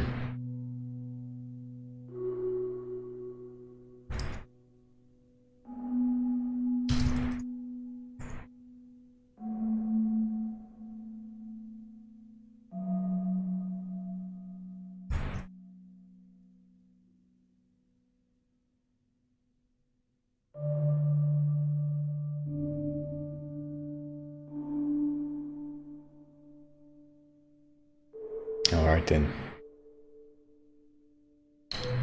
Whatever reason.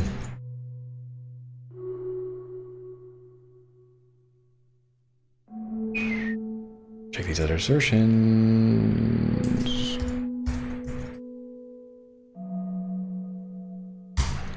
This is still complaining. This is not an HTTP response anymore. Oh yeah, you know why? Because I didn't change my type annotation there. Okay. And that's the only other thing I need to do is just use this. Where I see context, change it to, let's see, it's a challenge here. Well, now we're accessing members of the, whoops.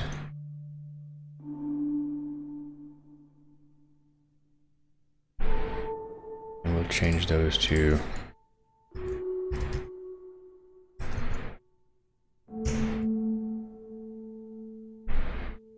two times.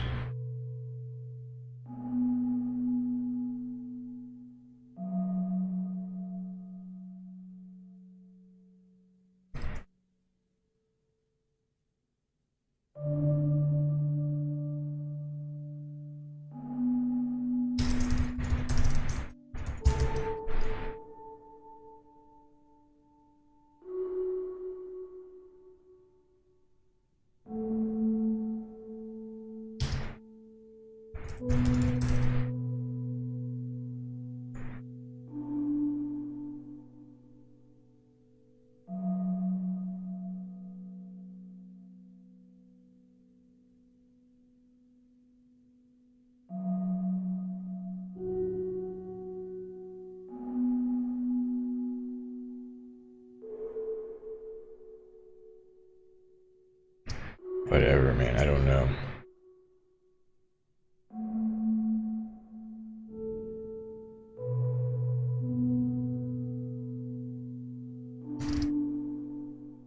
But 0 is not equal to 2, so there is some problem. Well.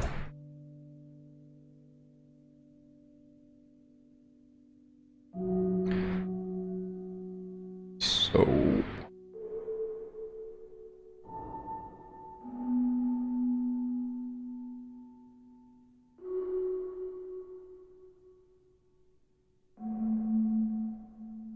Give it the whole test suite.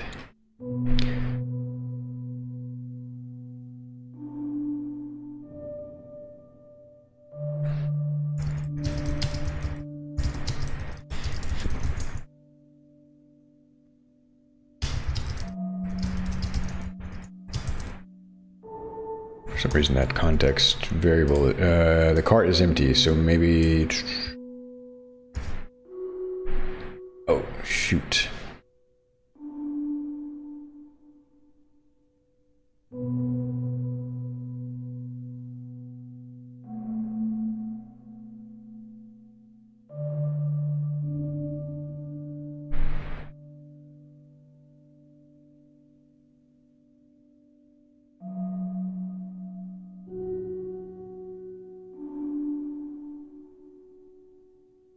Huh.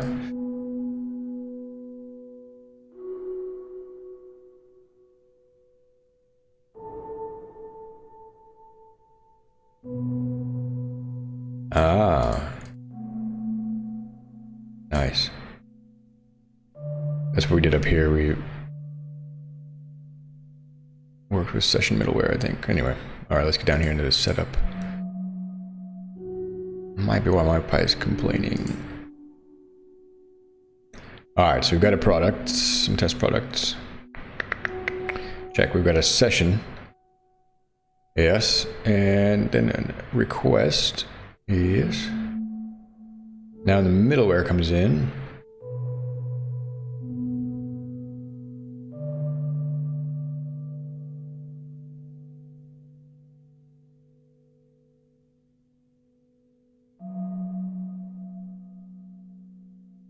Oops, actually.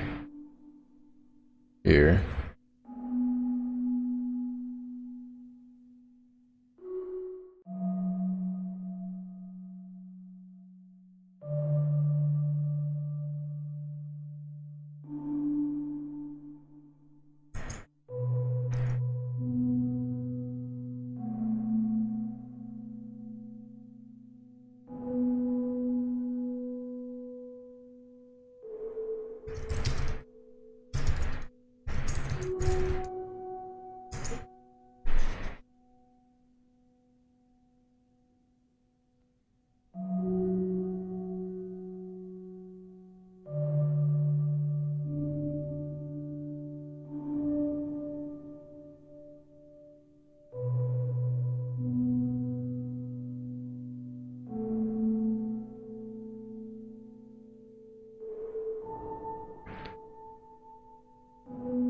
Huh, it's right there, okay. Weird. Squiggles. Where'd the squiggles go?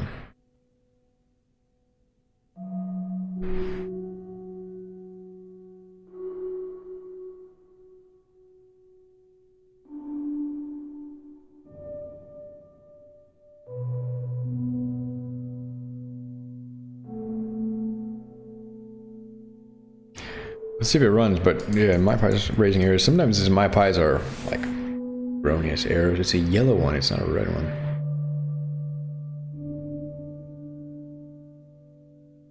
Again, this is, I'm out of my depth, but also pretty deep into Django. Missing one per eye. Yeah, okay, so there we go. It is a legitimate error. Internal, it's just trying to... Good grief. Right, some unit tests. But yeah, these are essential. That's why I don't really believe in test-driven development is practical or possible until you get things really far down the road.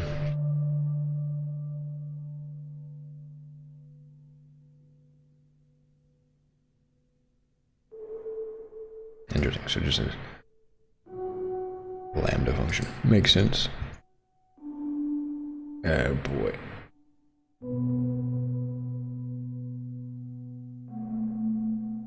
This one I can ignore. It's not accessed.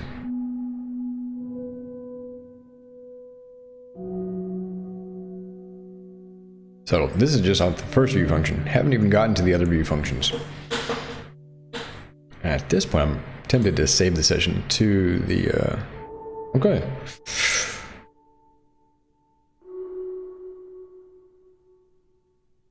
We are adding 2 carts.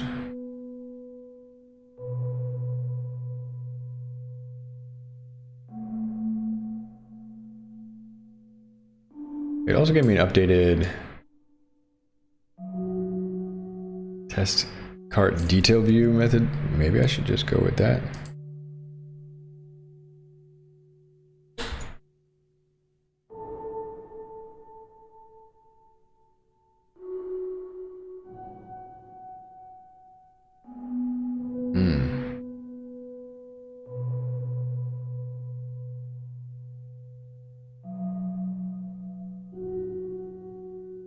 So I see, I've got to make a request locally to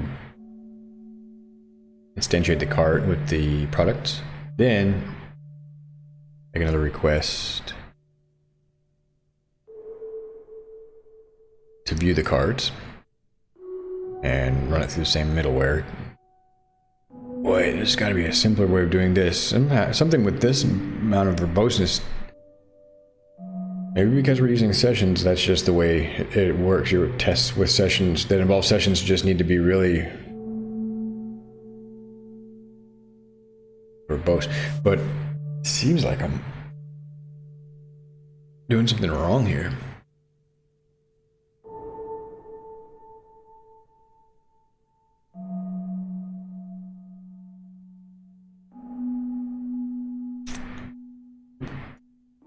Well, whatever. I don't know.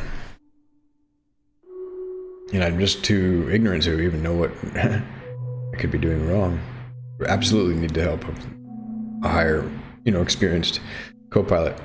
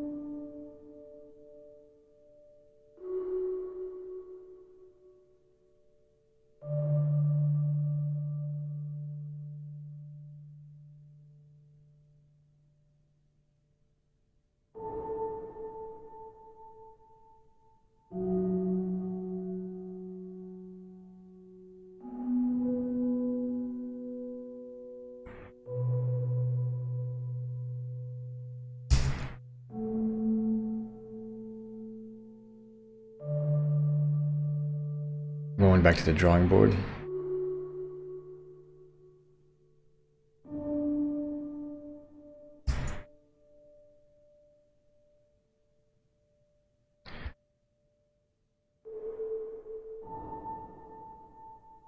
See what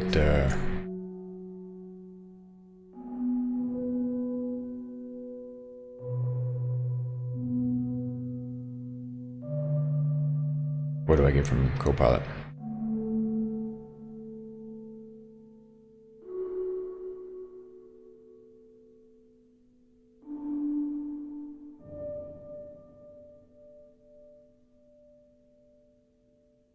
Which is GPT, by the way. It has more concise. Alright. WYSIWYG request. Has no attribute session. Nice. Okay, let me take a quick break. Not quite back to the drawing board completely. We've made some progress here. We've at least got the products, right? Boom. That's, I think, all the setup function really needs to do is create the products. And then it makes sense to start digging into the test. So I think now we're rebooted a bit. We're on a good path. I just need to eat something and take a quick break. So I'll just leave the stream going while I take a moment.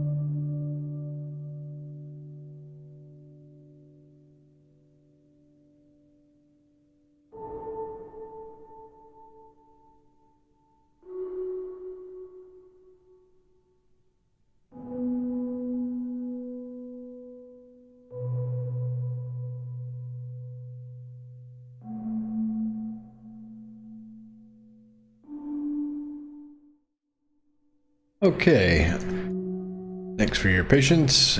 So I've did a little bit of one-handed programming while I ate, sort of using Copilot auto-completions. Basically, I was getting an error about the session not being available, and a template error. There's a typo here. So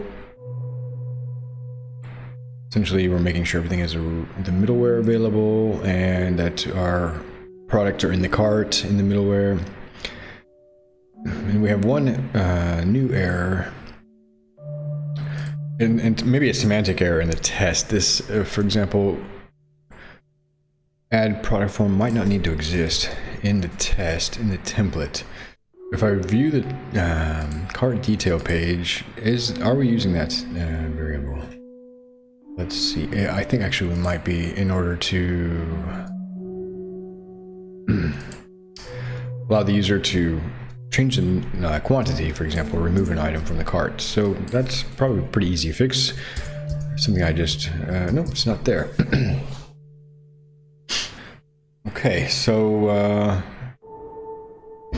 let's rerun these tests now that we're not asserting that the variable should be there. I can double check also on my main branch that, going back to the changes or the deltas, actually I haven't committed any of this. What did I, so this used to be, what used to be in the context? Just the cart. So there shouldn't, be any context variable. All I did was move that context variable here. Dictionary here. Closing this. Looks like our test finally passed. Wow. Okay, it's a relief. And it's due in large part to Copilot in this case, as well as GPT-4 for teaching me a whole lot. And, I'm the glue in between GPT and Copilot here. I've still got to make the executive decisions and gain an understanding of what's going on to make an informed decision about what should happen in the setup, for example. In fact, this can probably just be set up data, I think is what it's called in Django, right? And let's see if that runs. Because essentially that's all we're doing there, setting up the data one time, and it doesn't need to rerun that every test. So once the products are created, we can reuse them across the suite. This was also something I learned from Oops.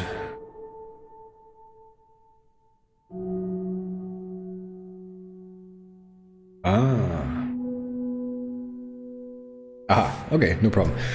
From GPT, as well as what's it called? Django for Beginners by William Vincent. Here we're going to make our request factory. So the setup data doesn't, it's a class method, I think, right?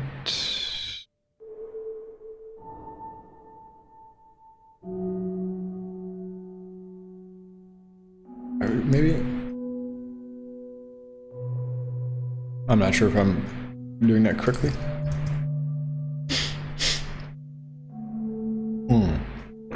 Class.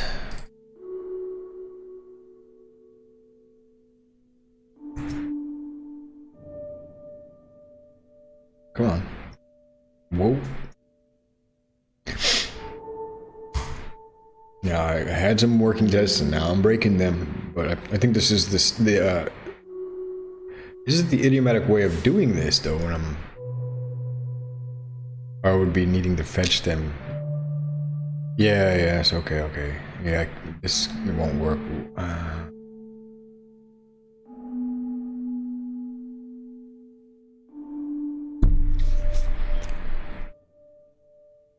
Well, let's just revert it back. I'll do the setup data in a different test. Test. Setup. Okay, things are running good. Goodness. 2 hours in. I did eat lunch. That's a relief. I'm going to continue this as they begin to mow the lawn outside, it sounds like.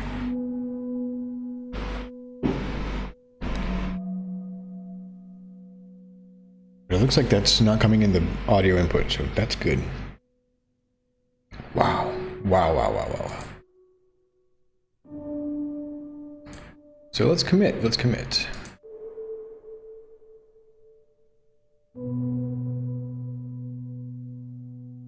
If I recall correctly, this does need to be a template response. Because the HTTP response does not have the context data.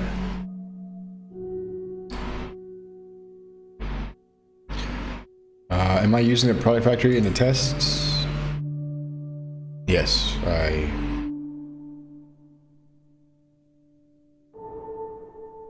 using product factory here. Okay, cool. So like, let's just call this lint.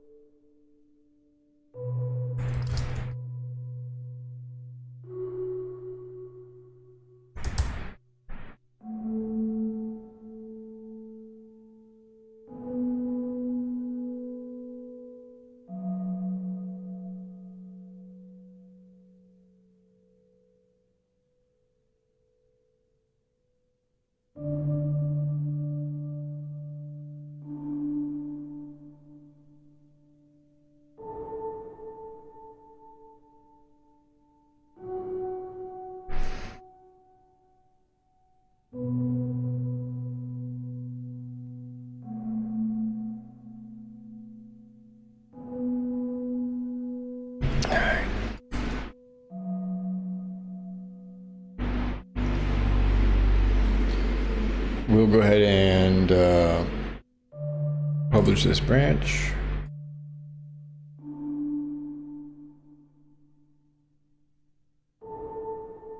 I don't believe I have a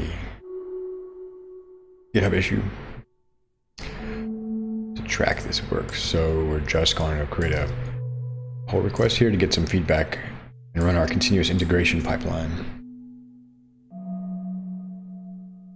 The goal here is to improve the test coverage for these views, which had something like 36% coverage.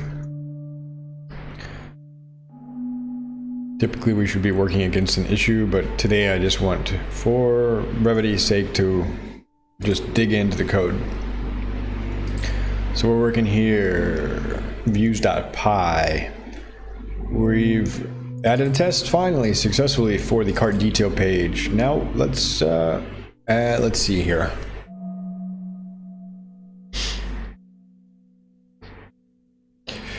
Let me use Copilot here. Prompting Copilot's a bit different than the GPT prompts. In the GPT, I'm pasting a bunch in to give it the context. In Copilot, I'm just rather opening the related files,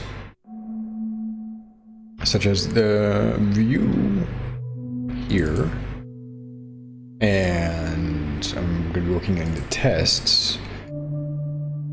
I would also want to open the cart file just so it has an idea of how a cart should work. And a cart has products.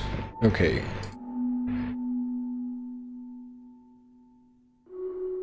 Now I believe I don't need to open the product file because in our test setup function we have products defined here, and the factory is what we're going to be relying on. So that's the detailed view. Let's go ahead and see what what Copilot suggests, actually. So if I just do that,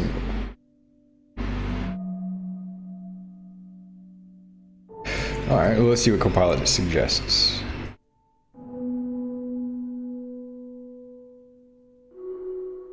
Yeah, I did want this. Yes, this is important. Yep, and it's, actually, this is really good.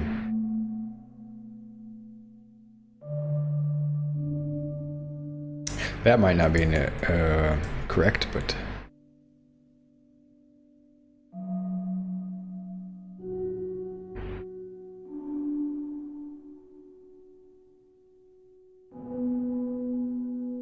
yeah, it is actually. That's right. Okay, so additional assertions.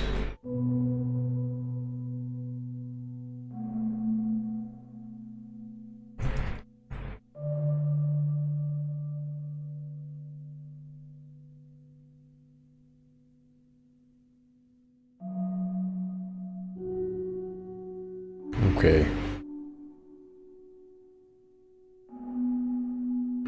9029 equals 999.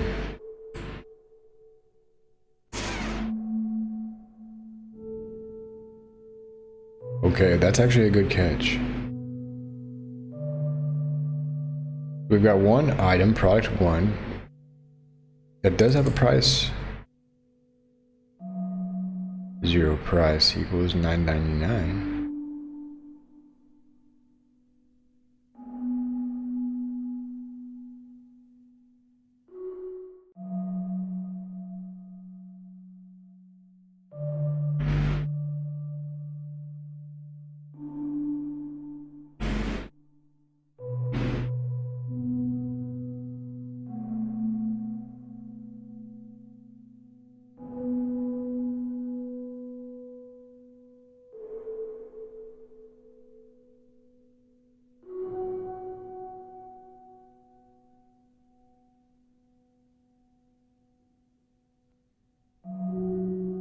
And this is also assuming the cart maintains the order of items.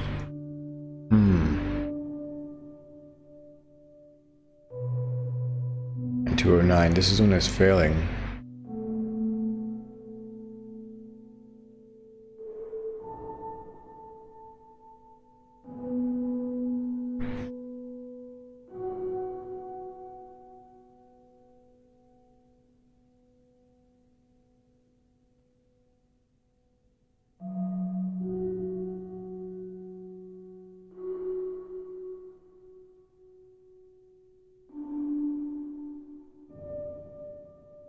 On the surface, the tests look correct, like they're making the right assertions. So that's probably pointing to a bug in the code, in the cart code. Nice. So default quantity should be 1.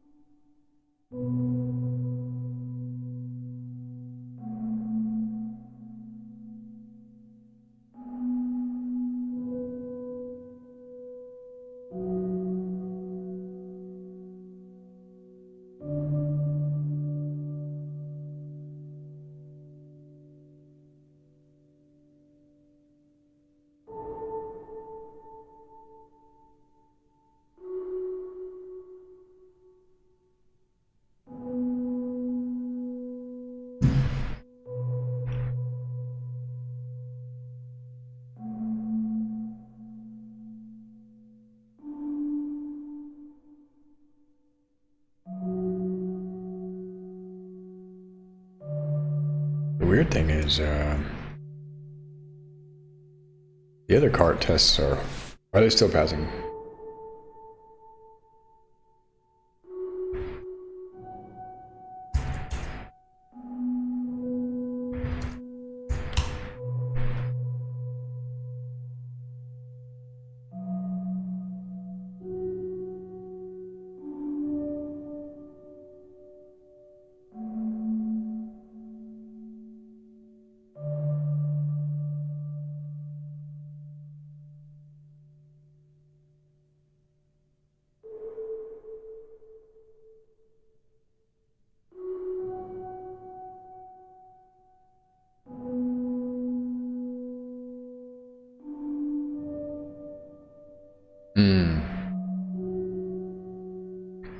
So what I'm thinking is this is probably with my factory. Maybe. Let's double check that the factory is correct. So, factory, my product factory.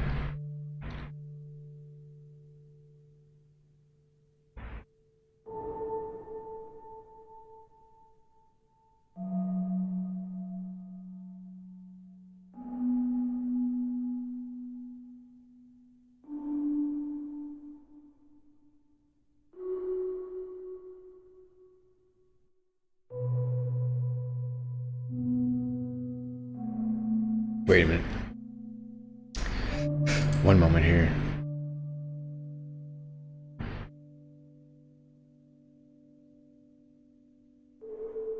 Yes. So.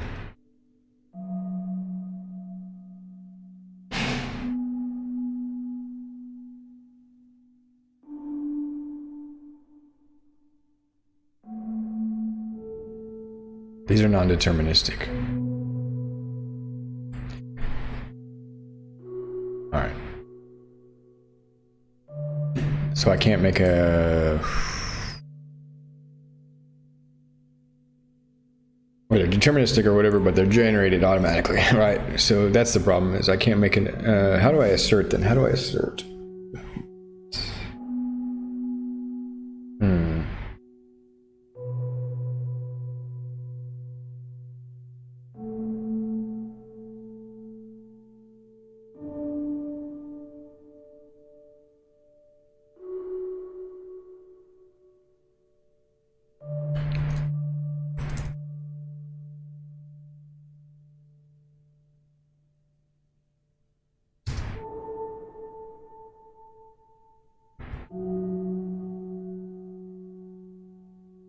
That's essentially it, right?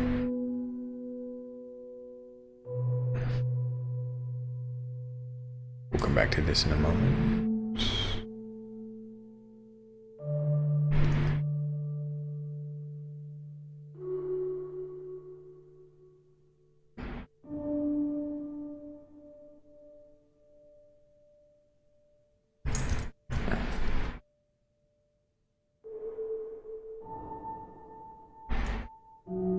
Yeah, so it's essentially comparing against the actual and implying the price is just multiplied by the quantity to get the total. So it's like basically the implementation is leaking into the test case, but I don't know, I think it says common. I don't need to run the whole thing now. Tests dot.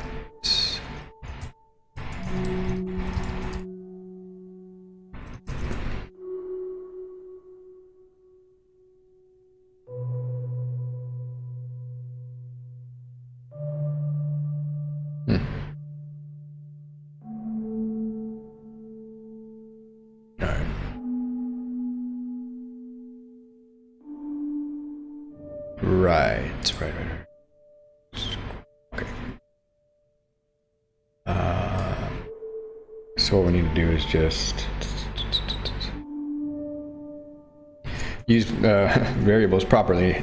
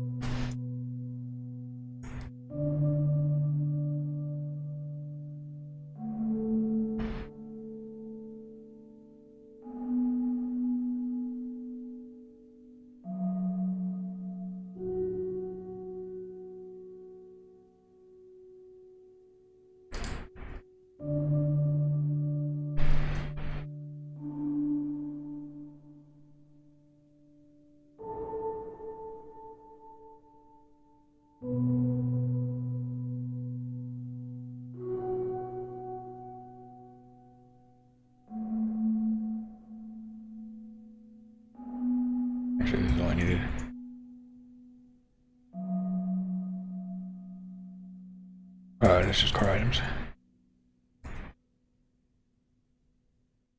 That's correct. Alright. So I don't need the default car quantity. Yeah, sure. It's a bit of a tangled mess, but we're getting there. And just I'm gonna use these trailing commas to make my life a little bit easier reading this code. Scan vertically.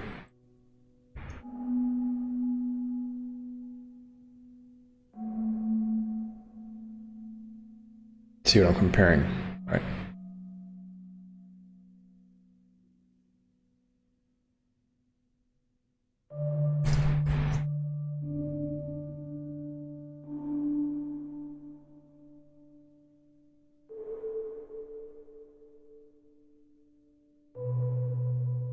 And essentially to make this, I'm not sure that the ordering is correct, but it's essentially this, then price. Oops.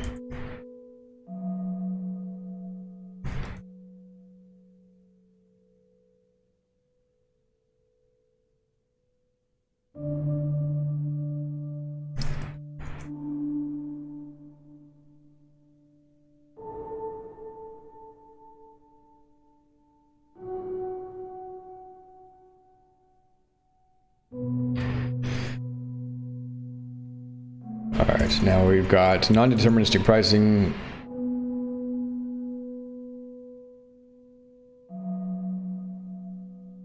We've got a deterministic cart ordering.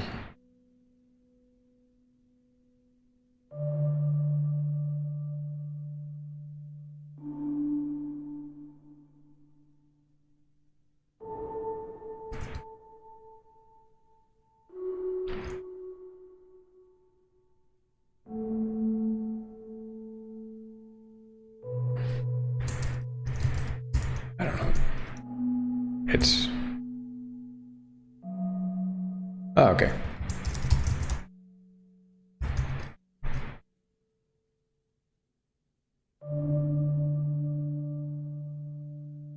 Alright. Yeah, I'm gonna need to take a break after this. 2.5 hours in. Not bad. Got to... Oops. I don't need to have these verbose variable names, but whatever.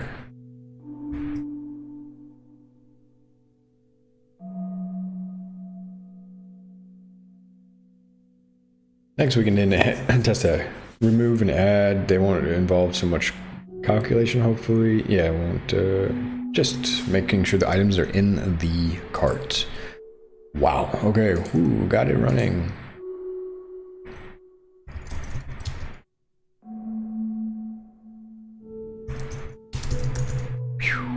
I think that initial, or maybe no, I've expanded on them. So it's not initial. Whatever. My brain is just overflowing right now. Been a bit of a struggle, a bit of a challenging pull request, but I think we've pulled through the most difficult parts. Our test coverage should be improving overall. We've got a 0.2% change in the project. So we're almost at 73%. This should leave us about the same. I don't think we tested any additional lines of code in the view. Maybe. Essentially though, out of curiosity, we've got our views open. Let's see if Copilot suggests anything here. If I give it a little hint, I want to define a new test. Test card detail view with update quantity form. So well, then what if I do?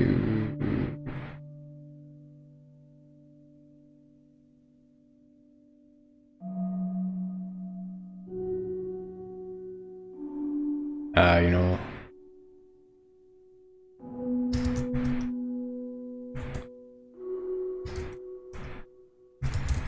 Maybe this context will give it the hint. So it's not just the tab being opened. It's actually, you need your imports. It's going to look locally first.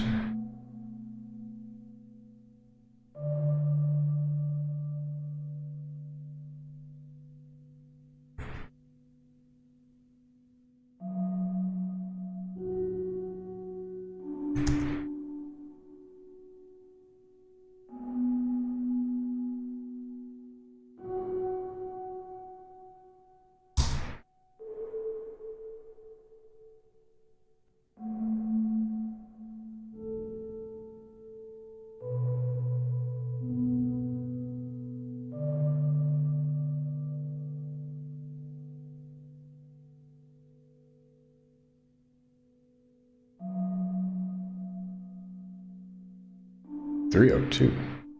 Okay, redirects to the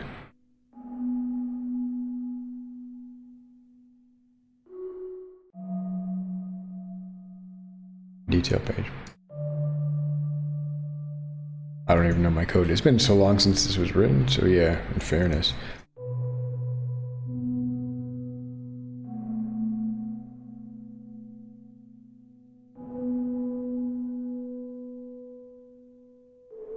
I think this is you guys got 2 products, alright.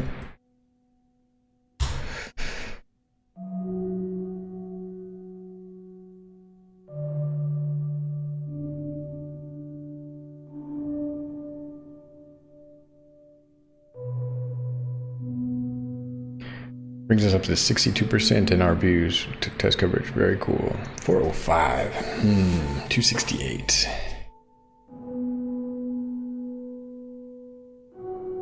What is even a 405?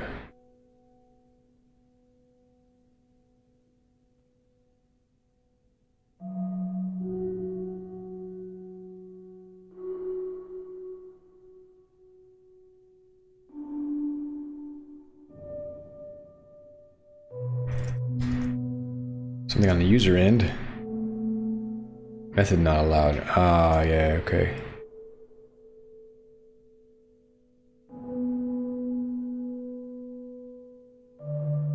The request can't be a get. Okay.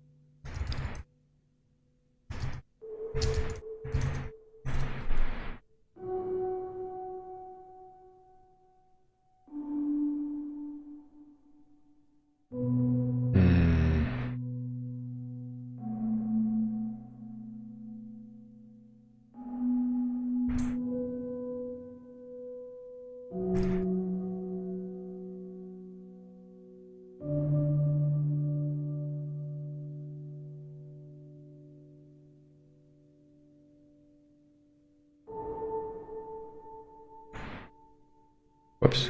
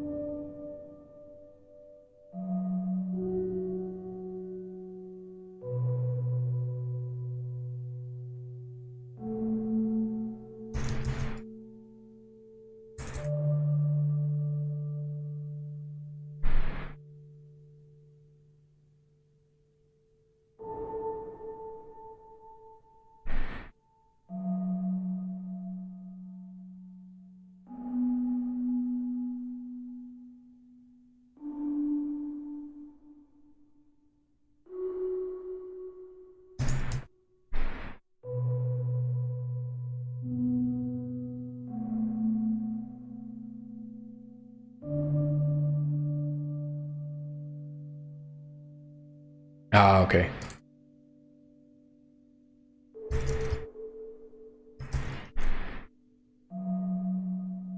request factory. How do I make the request in?